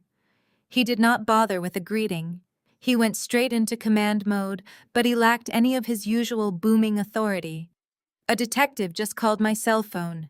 They are coordinating with the LAPD Financial Crimes Unit. They are talking about felony fraud charges, Kendra. You have to call them and tell them there was a misunderstanding. I leaned forward, resting my chin on my folded hands. There was no misunderstanding, Joseph. You filed a police report claiming I stole $5 million from a retirement account that has been empty for a decade. You lied to a magistrate to secure a search warrant for my home. The police do not view felony perjury as a simple family misunderstanding. Vivian shoved her face closer to the camera, practically shoving Joseph out of the frame. You have made your point, Kendra, she snapped, attempting to weaponize her maternal outrage to cover her sheer terror. You have humiliated us. You proved you have money. But involving the authorities and trying to put your own parents in prison is taking this far too far. You know perfectly well that when you stepped in to handle the mortgage 3 years ago, we all understood it was a gift to the family. You are successful. You did not need that money back. It was understood that you were securing the family legacy. I let out a short, sharp laugh. A gift. I bought your distressed debt from the bank to keep you and Joseph out of a homeless shelter. You were 14 days away from eviction. There was no gift, Vivian. There were legally binding contracts. Contracts you both signed verifying that I was assuming the note. You tricked us, Joseph yelled, his face turning a blotchy purple. You hid behind a corporate entity. We did not know KV Wealth Holdings was you. We thought a federal relief program was restructuring our debt. If we had known you were the one holding the mortgage, we never would have signed the paperwork. You would have signed anything to avoid the public embarrassment of foreclosure, I corrected him, my voice dropping to a surgical, icy calm. You did not care where the money came from, as long as you could keep your country club membership and pretend you were still rich. And you certainly did not care about the debt when you decided to gift that house to Jasmine to look like the wealthy patriarch. In the bottom window, Jasmine suddenly slammed her hands down on her knees. A cloud of plaster dust puffed up around her. You are just jealous, because Connor is a provider and you are alone, she screamed into the camera, her voice shrill and echoing off the exposed studs of her living room. You have always been obsessed with competing with me. Dad said you would wipe the debt as my wedding gift. He told Connor the house was free and clear. You are deliberately holding this lien over our heads to sabotage my marriage and ruin my lifestyle brand.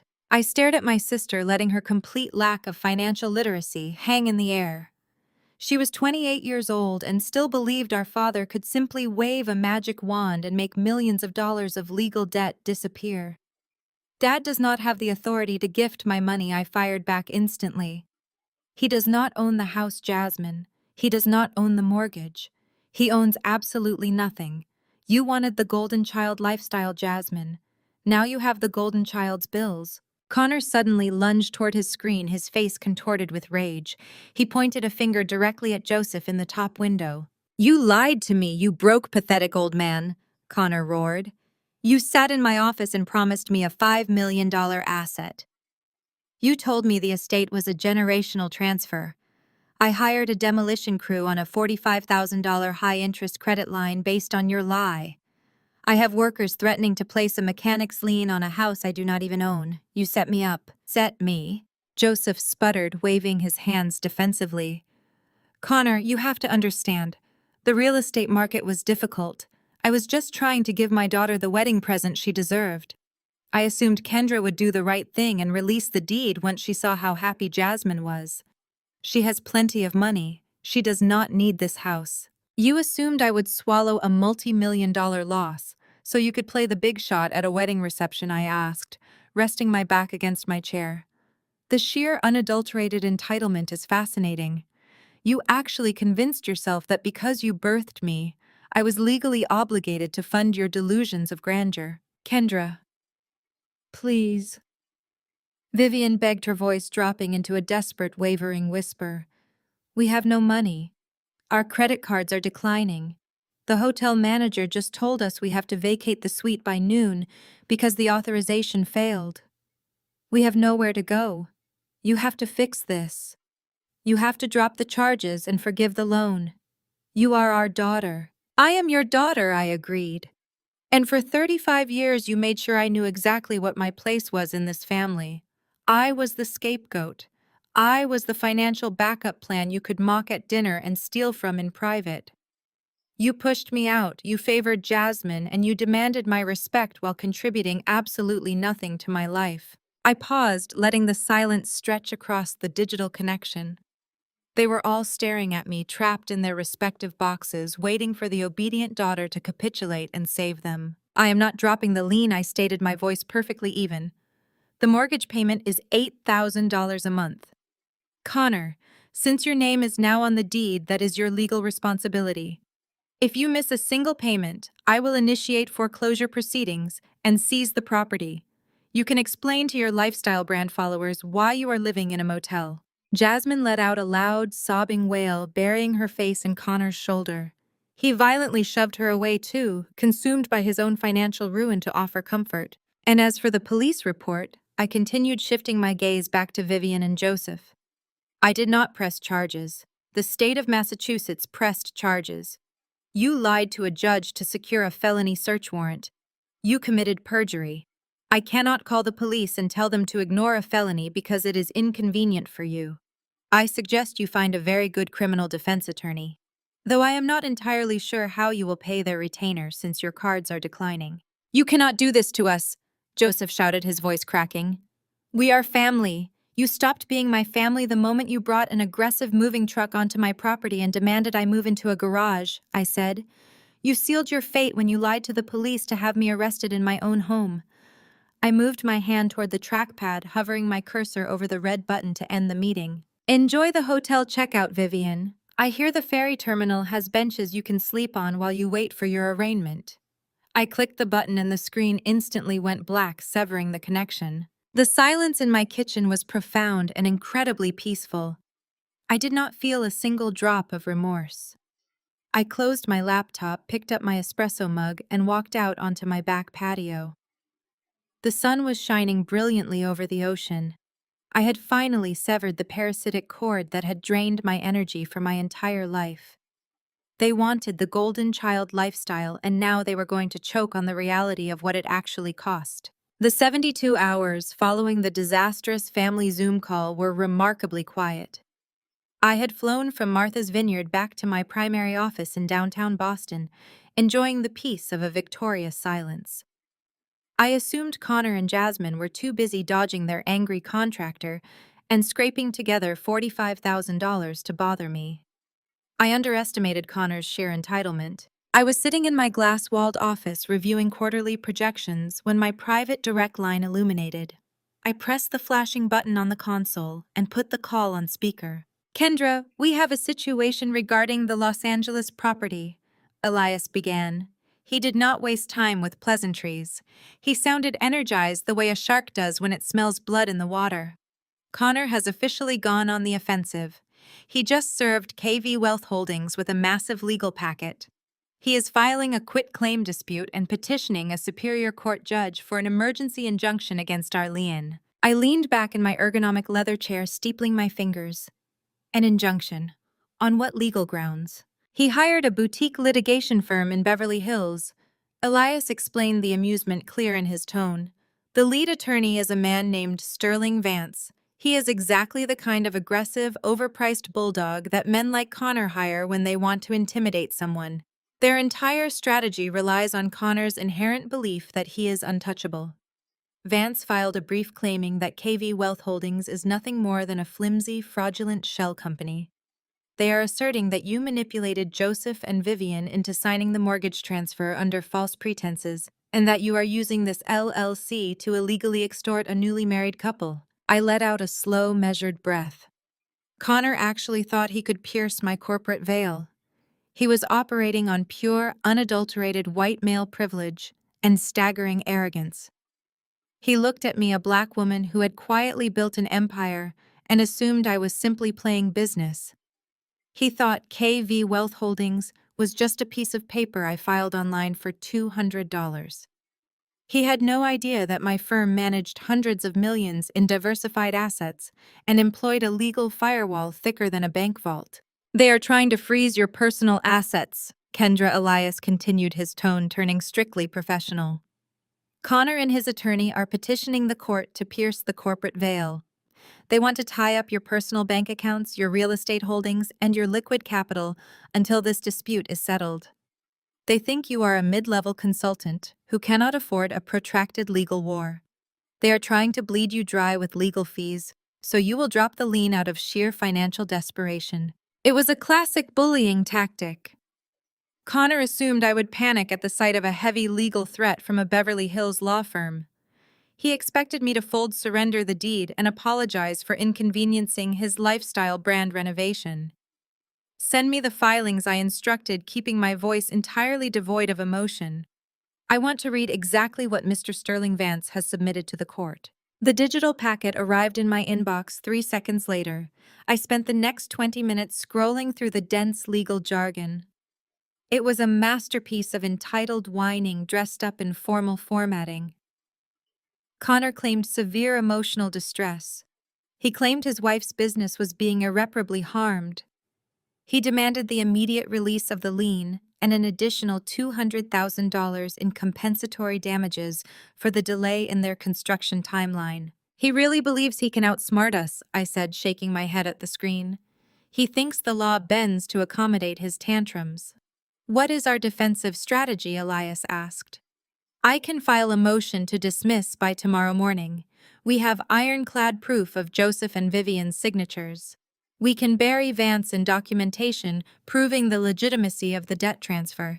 The judge will throw their injunction out before the end of the week. I stood up from my desk and walked over to the floor-to-ceiling window, looking down at the busy Boston streets below. Playing defense meant responding to Connor's timeline. It meant validating his tantrum by treating it as a legitimate legal threat. I did not build my empire by playing defense against mediocre men. We are not filing a motion to dismiss Elias, I said, my reflection staring back at me in the glass. We are not going to play defense at all. We are going to counter-strike. I want you to pull up the original master mortgage agreement that Joseph and Vivian signed 3 years ago. Go to Section 7, Paragraph 4. The Property Preservation and Maintenance Covenants. I heard the rapid clicking of Elias typing on his keyboard. A few moments later, he let out a low whistle of appreciation. You are referring to the strict preservation clause, he stated, the one detailing unauthorized structural modifications. Exactly, I replied, turning back toward my desk. 3 days ago, I watched Connor and Jasmine standing in the middle of their living room on my security camera feed. Connor admitted on a recorded line that he hired a demolition crew without securing the proper municipal permits. He admitted that they tore down a load-bearing wall. They completely compromised the structural integrity of the property. The house is currently sitting half-gutted with exposed wiring and missing structural supports. Elias caught on instantly. His voice sharpened with predatory excitement. By destroying a load-bearing wall without municipal approval or the lien holder's explicit consent, they have committed a catastrophic material breach of the mortgage contract. They have actively degraded the value of the collateral securing the loan. Draft the response, I ordered. Do not even address their ridiculous quitclaim dispute or their flimsy injunction. I want you to bypass their entire legal argument and drop a nuclear bomb directly on their Beverly Hills attorney's desk. Trigger the acceleration clause. The acceleration clause is the ultimate nightmare for any homeowner. It is a standard but rarely invoked provision in mortgage contracts that allows the lender to demand the entire outstanding balance of the loan immediately if the borrower violates specific fundamental terms of the agreement. Unpermitted demolition that threatens the structural safety of the asset is a textbook violation. I want the formal notice drafted and sent to Sterling Vance by the end of the hour. I continued, my voice hard and unyielding. You inform Mr. Vance that due to his client's illegal and unpermitted destruction of the property's primary load-bearing walls, KV Wealth Holdings is declaring a critical default. The monthly payment schedule is officially void. How much time are we giving them? Elias asked, his fingers flying across his keyboard. 30 days, I replied. The entire principal balance of the loan is $1.2 million. Connor and Jasmine have exactly 30 days to produce a cashier's check for $1,200,000. If that money is not sitting in our holding account by the 30th day, we skip the standard foreclosure process entirely and file an emergency motion for immediate seizure and auction of the distressed asset. It is brilliant, Elias said, a rare laugh escaping him. Connor thought he was initiating a lengthy civil dispute. He just handed us the exact ammunition we need to evict him before the end of the month. 45 minutes later, my phone rang. It was an unfamiliar Los Angeles area code. I answered the call and put it on speaker, setting the phone perfectly in the center of my desk. Miss Wilson, a deep, aggressive voice boomed through the speaker. "This is Sterling Vance representing Connor and Jasmine. I have my clients on a conference call with us. We just received a highly irregular and frankly absurd communication from your legal counsel." I leaned forward, resting my elbows on my desk. "There is nothing irregular about a breach of contract, Mr. Vance," I replied smoothly. "Kendra, you are out of your mind!" Connor shouted, his voice breaking through the line. "You cannot demand $1.2 million. You cannot accelerate a loan just because we started some remodeling. You are bluffing. You are trying to scare us into dropping our lawsuit." "I am not bluffing, Connor," I said, my tone dropping to a quiet, deadly whisper. "You tried to play corporate warfare with someone who actually owns the battlefield. You filed an injunction claiming my company was a fraud. You tried to freeze my personal bank accounts because you felt entitled to a house you did not pay for. You thought your expensive lawyer could bully me into submission." "Miss Wilson, my firm is fully prepared to litigate this acceleration notice," Sterling Vance interrupted, attempting to regain control of the conversation. "My clients have the right to modify their residence. You cannot prove structural degradation." "Actually, Mr. Vance, I can," I countered effortlessly. "I have high-definition time-stamped video footage of your client standing in a gutted living room, admitting he bypassed the city permitting office. I have recorded audio of him stating he tore down the load-bearing walls. I have the sworn statement of his lead contractor, Marco, who walked off the job because your client was operating illegally and on fraudulent credit. Your client did not just remodel the house, he vandalized my collateral." The line went dead silent. The heavy, aggressive bluster of the Beverly Hills attorney completely vanished. He had not known about the unpermitted work. Connor had lied to his own lawyer. "Connor," I said, breaking the silence, "you wanted to prove you were a provider. You wanted to be the wealthy patriarch. Now is your chance. You have exactly 30 days to provide $1.2 million. If you miss that deadline, I will take the house. I will liquidate it at auction, and I will sue you personally for any remaining deficit. Good luck with the lifestyle brand Jasmine." 30 days evaporated with the absolute certainty of a ticking metronome. It was the Tuesday before Thanksgiving, and a rare, unseasonably cold front had settled over Los Angeles. The Baldwin Hills estate, once a beacon of upper-middle-class prestige, now resembled an abandoned construction site. Connor and Jasmine had refused to acknowledge the reality of their situation.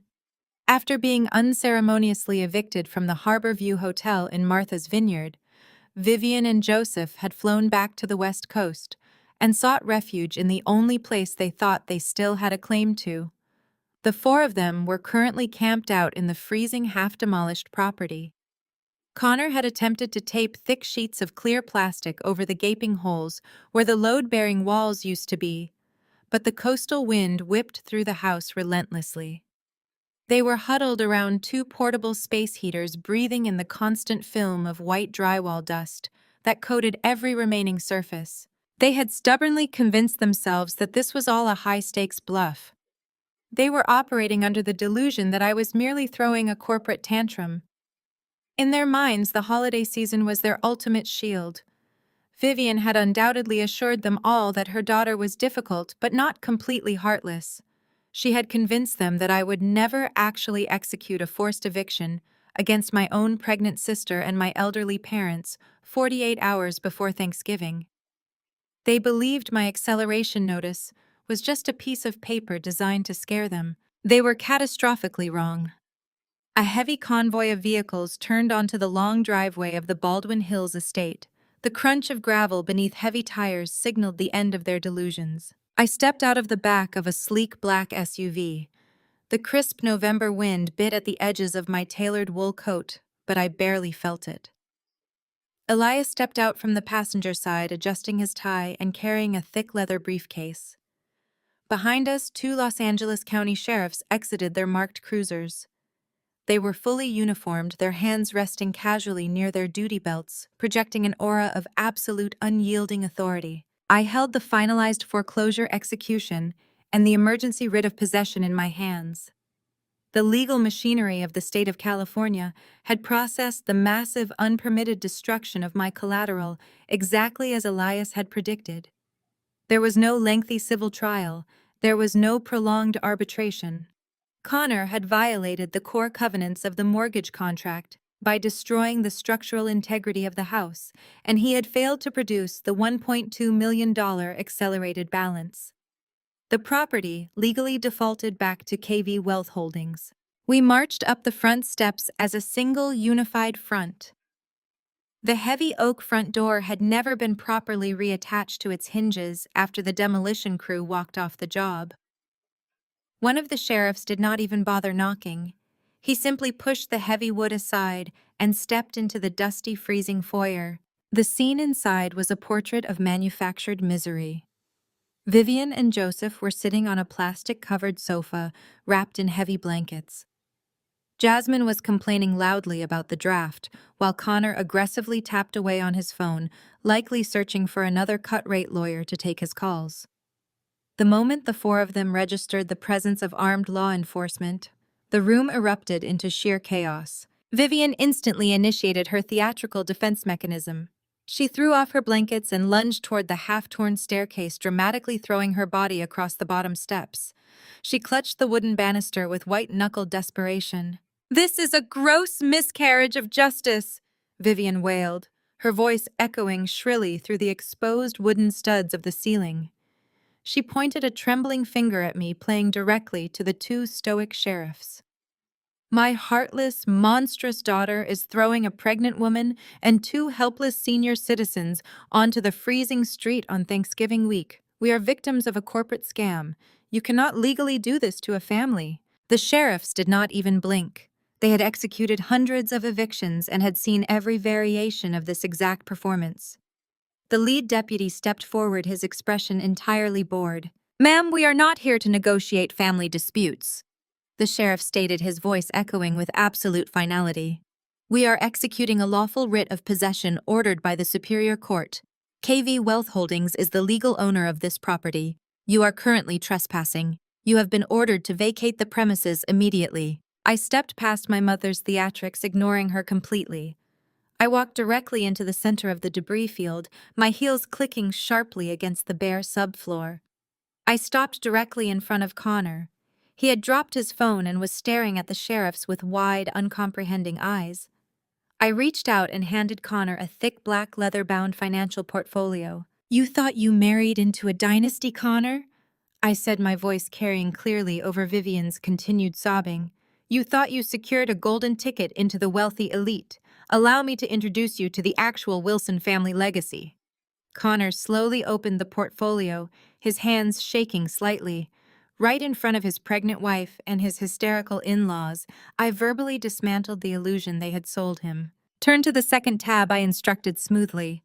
"Those are the subpoenaed banking records from Joseph and Vivian's accounts over the last decade. Notice the consistent zero balances. Notice the margin calls from 7 years ago that completely wiped out their retirement. They did not gift you this estate, Connor. I bought this exact house 3 years ago to stop the bank from throwing them into a homeless shelter. They have been surviving entirely on my charity. You married into a family that is functionally insolvent." Connor's eyes darted across the highlighted bank statements. The color rapidly drained from his face as the basic mathematical reality of his situation clicked into place. "Now turn to the final tab." I continued delivering the killing blow with surgical precision. "I want you to review the certified documentation from the Oak Bluffs Police Department and the active LAPD Financial Crimes Unit." Jasmine let out a panicked gasp, taking a step toward her husband. "Connor, do not look at that. She is manipulating the paperwork." Connor ignored her, his eyes glued to the police reports. "Your in-laws are not victims, Connor," I explained, my tone dropping to a quiet, lethal whisper. "They filed a fabricated police report claiming I stole $5 million from them, to secure a search warrant for my home. They lied to a magistrate judge. They are currently the active targets of a multi-state felony perjury and fraud investigation. You did not marry into wealth. You married into a family of destitute criminals who used you to co-sign a mortgage they knew they could never pay. They are massive legal liabilities, and they just dragged you directly into their blast radius. Connor stood completely paralyzed in the center of the white plaster dust. His eyes moved rapidly back and forth across the terrifying documents in his hands. The realization of his absolute ruin washed over him in real time. He looked at the $1.2 million accelerated mortgage notice. He looked at the photographs of the unpermitted demolition. He was legally tied to a heavily indebted, half-destroyed house. He was facing an imminent catastrophic bankruptcy because he had signed his name to the deed of a toxic asset. His credit score was about to be obliterated, and his professional reputation as a visionary entrepreneur was dead. He slowly looked up from the portfolio and turned his gaze toward Jasmine. The sheer venom in his eyes caused her to physically recoil. "You scammed me!" Connor roared, his voice cracking with a terrifying rage. He threw the heavy leather portfolio directly at Joseph's chest. The binder hit the older man and spilled the banking records across the dusty floor. "Connor, you have to listen to me," Jasmine pleaded, reaching out with trembling hands. "We can fix this. My brand sponsorships are going to take off. We can rebuild." "You used me for my credit score, you manipulative parasite," Connor screamed, stepping backward to avoid her touch. "You and your bankrupt criminal parents set me up to take the fall for this disaster. You let me hire contractors on my personal credit lines while you knew this house was owned by your sister. You conned me." "Connor, please," Jasmine sobbed, tears cutting through the white dust on her cheeks. "We are having a baby. We are a family. I am completely bankrupt because of you." Connor spat out, his voice filled with absolute disgust. "There is no family. There is just a scam, and I am done paying for it." He did not hesitate for a single second. Connor spun around and grabbed his expensive leather overnight bag from the corner of the ruined kitchen. He shoved his way past a weeping Vivian on the stairs, nearly knocking her over. He marched right past Joseph, who was staring blankly at the scattered bank statements. Connor walked out the front door, brushed past the armed sheriffs, and stormed down the driveway without looking back once. The sound of his car engine roaring to life and speeding away echoed through the empty neighborhood. He had abandoned his pregnant wife and his ruined in-laws on the spot. Jasmine realized her marriage, her lifestyle brand, and her entire future had evaporated in the span of 3 minutes. Her knees buckled. She collapsed onto the dusty subfloor, ruining her pristine white jumpsuit. She buried her face in her hands, sobbing hysterically. She looked up at me, her makeup smeared and ruined. "Kendra, please stop this." Jasmine begged, her voice broken and pathetic. "Please, I am begging you. Have mercy. We have absolutely nothing left." Vivian slowly pulled herself up from the staircase. Her theatrical energy had completely vanished.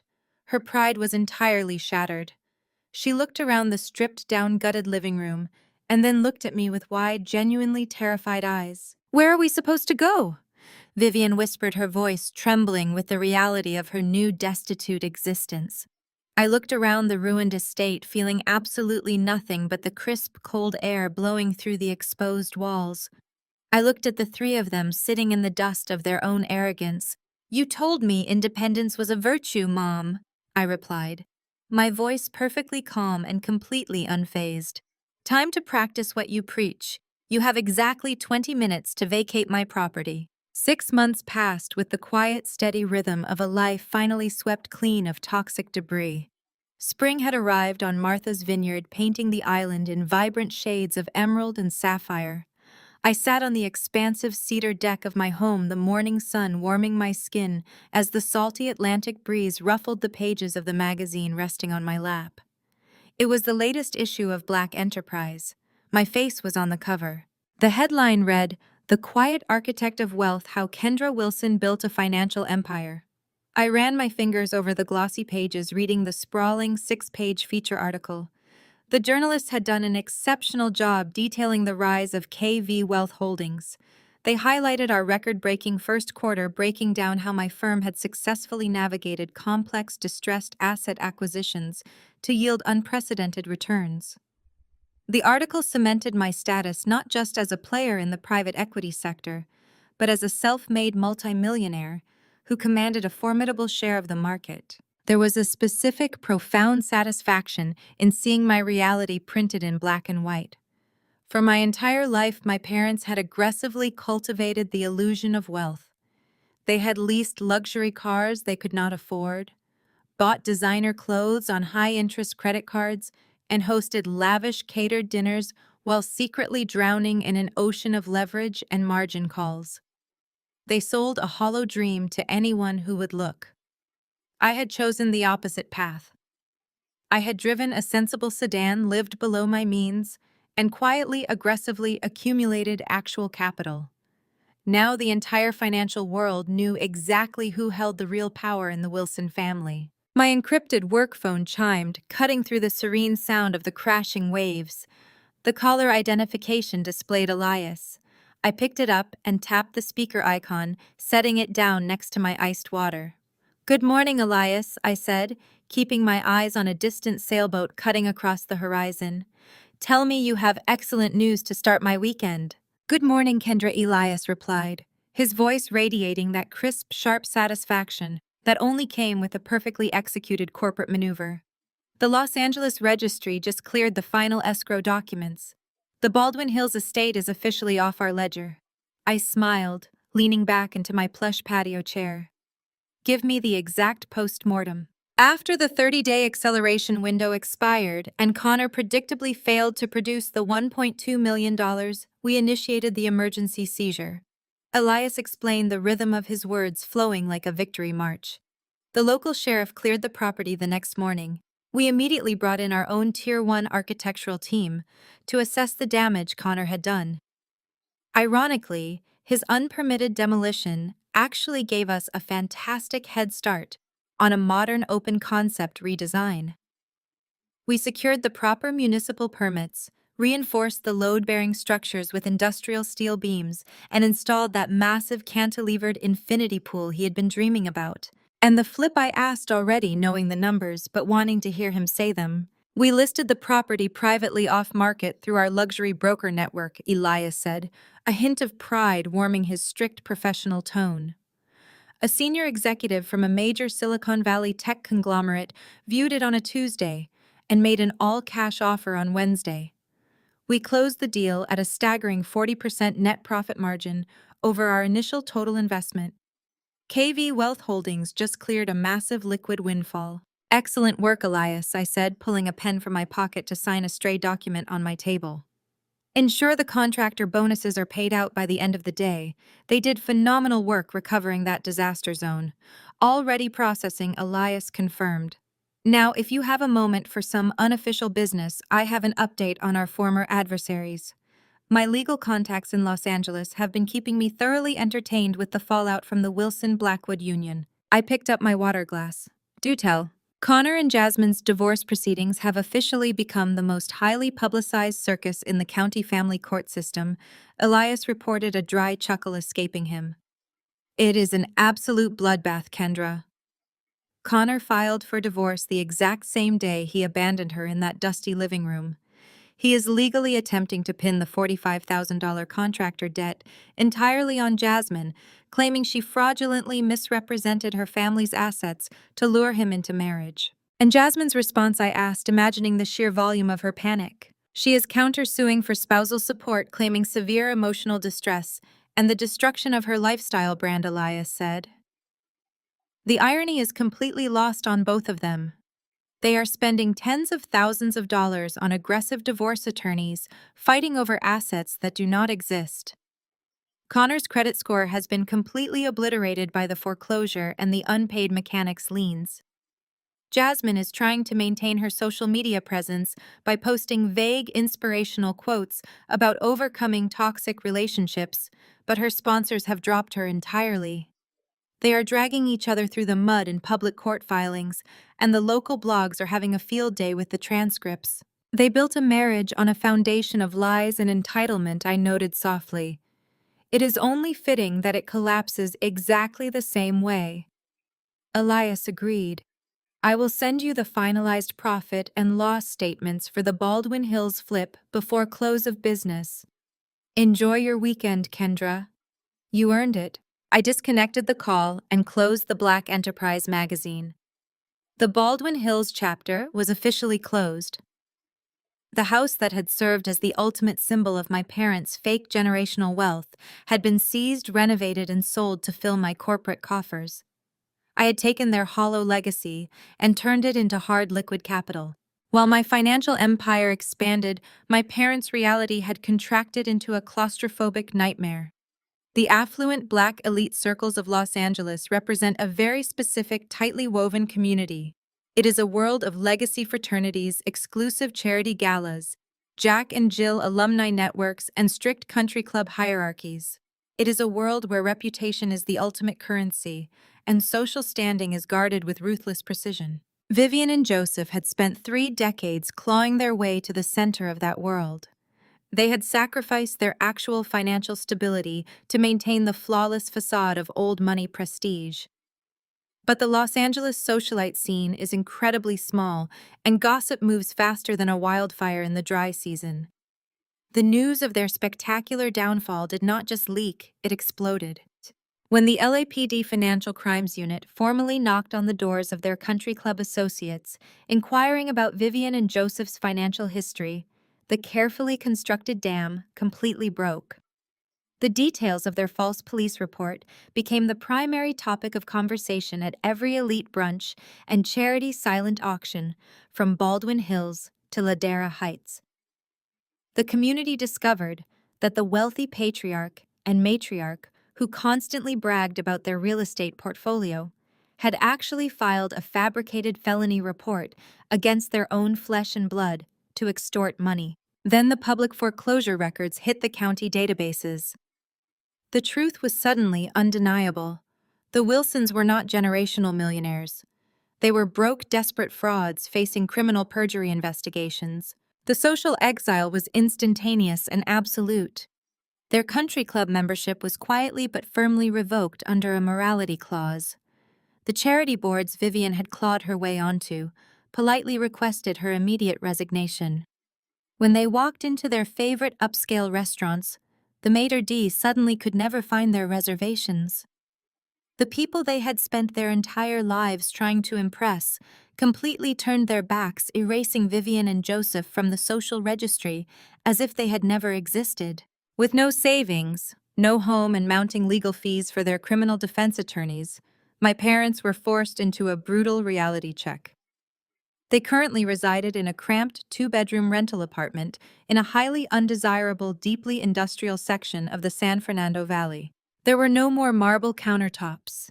There were no more ocean views or custom wainscoting. They lived surrounded by thin walls, cheap linoleum floors, and the constant rattling hum of the nearby freeway. Vivian, who used to spend her mornings directing landscapers and complaining about the pool temperature, now spent her days aggressively clipping grocery coupons and arguing with the property manager about a leaking ceiling. Joseph, who had defined his entire manhood by his booming authority and tailored suits, was reduced to working a mid-shift retail management job at a local hardware store, just to keep the lights on and pay the astronomical retainers for their lawyers. They were trapped in a purgatory of their own making, isolated, broke, and utterly despised by the society they had worshipped. The late afternoon sun began to dip toward the western horizon, casting a brilliant wash of violet and gold across the Martha's Vineyard sky. I stretched my legs out on the deck, letting the warmth of the evening soak into my bones. Behind me, the sliding glass doors were pushed wide open to the ocean breeze. The sounds of real, genuine laughter spilled out from my expansive kitchen. My home was currently filled with my chosen family. Elias was standing at the custom copper island arguing playfully with my head of public relations about the best vintage of French wine. My closest friends, the women who had supported me when I was working 80-hour weeks in a cramped apartment building, my firm from the ground up, were arranging a massive charcuterie board and pouring fresh drinks. These were people who did not care about the KV Wealth Holdings logo or the balance of my bank accounts. They were the people who knew my heart, my drive, and my spirit. They supported me. They uplifted me, and they brought an energy of pure, unadulterated joy into my home. There were no manipulative mind games here. There were no passive-aggressive insults disguised as maternal advice. There was only absolute peace. I picked up a delicate crystal glass from the side table and poured myself a generous measure of perfectly chilled Sancerre. The crisp, dry wine was exactly what the warm evening demanded. As I set the bottle back into the silver ice bucket, my personal cell phone vibrated against the cedar table. The screen illuminated, disrupting the tranquility of the moment. I glanced down. The text message was from an unsaved Los Angeles number, but I recognized the frantic, dramatic cadence immediately. It was Jasmine. "Kendra, please. I know you hate me, and I know I said horrible things, but I have absolutely no one else to turn to. Connor froze our joint accounts and his lawyers are destroying me. Mom and Dad cannot help me. They can barely pay their own rent. I am pregnant, and I am living on an air mattress in a friend's studio. I just need a $5,000 loan to pay a divorce attorney retainer. Please, Kendra. You have so much money now. $5,000 is nothing to you. Please do not abandon your sister. I am begging you." I stared at the glowing text message for a long, silent minute. A year ago, I might have felt a familiar heavy tug of engineered guilt. I might have drafted a long, angry paragraph outlining exactly why she deserved this. I might have engaged in a bitter digital screaming match, desperately trying to force her to acknowledge her own horrific behavior. I would have let her chaotic, toxic energy pull me back into the dark, miserable gravity well of the Wilson family dynamic. But I was no longer the scapegoat. I was the architect of my own life. I did not type out an angry response. I did not offer a lecture on financial responsibility. I did not send her a single dollar. I simply tapped the small information icon at the top of the screen. I scrolled down past her frantic, unread follow-up messages and firmly pressed the red button labeled Block Caller. A confirmation prompt popped up on the screen. "Are you sure you want to block this contact? You will not receive any phone calls, messages, or FaceTime requests from people on your block list." I tapped Confirm. The screen refreshed and Jasmine Wilson was permanently erased from my digital existence. I set the phone face down on the cedar table, pushing it away from me. I picked up my glass of Sancerre, taking a slow, appreciative sip as I looked out over the vast, darkening ocean. The waves crashed against the distant rocks, a steady, rhythmic heartbeat of nature that drowned out all the noise of the past. I listened to the bright, joyous laughter of my real family echoing from the kitchen behind me. I closed my eyes and breathed in the clean, salty air. I was finally completely free. I was deeply respected by the people who actually mattered. And for the first time in my life, I was entirely perfectly at peace. True family is not just about blood, it is about mutual respect, unwavering support, and healthy boundaries. You cannot buy loyalty, and toxic relatives will always drain you if you allow them. Walking away from an abusive family dynamic to build your own independent, peaceful life is never a failure. It is the ultimate victory. Your worth is not defined by those who constantly belittle you, but by your own resilience, character, and the chosen family you surround yourself with. Sometimes the most empowering decision you can make is to stop seeking validation from people committed to misunderstanding your truth. If you have ever had to set hard boundaries with toxic family members to protect your peace, share your story in the comments below and subscribe for more empowering content.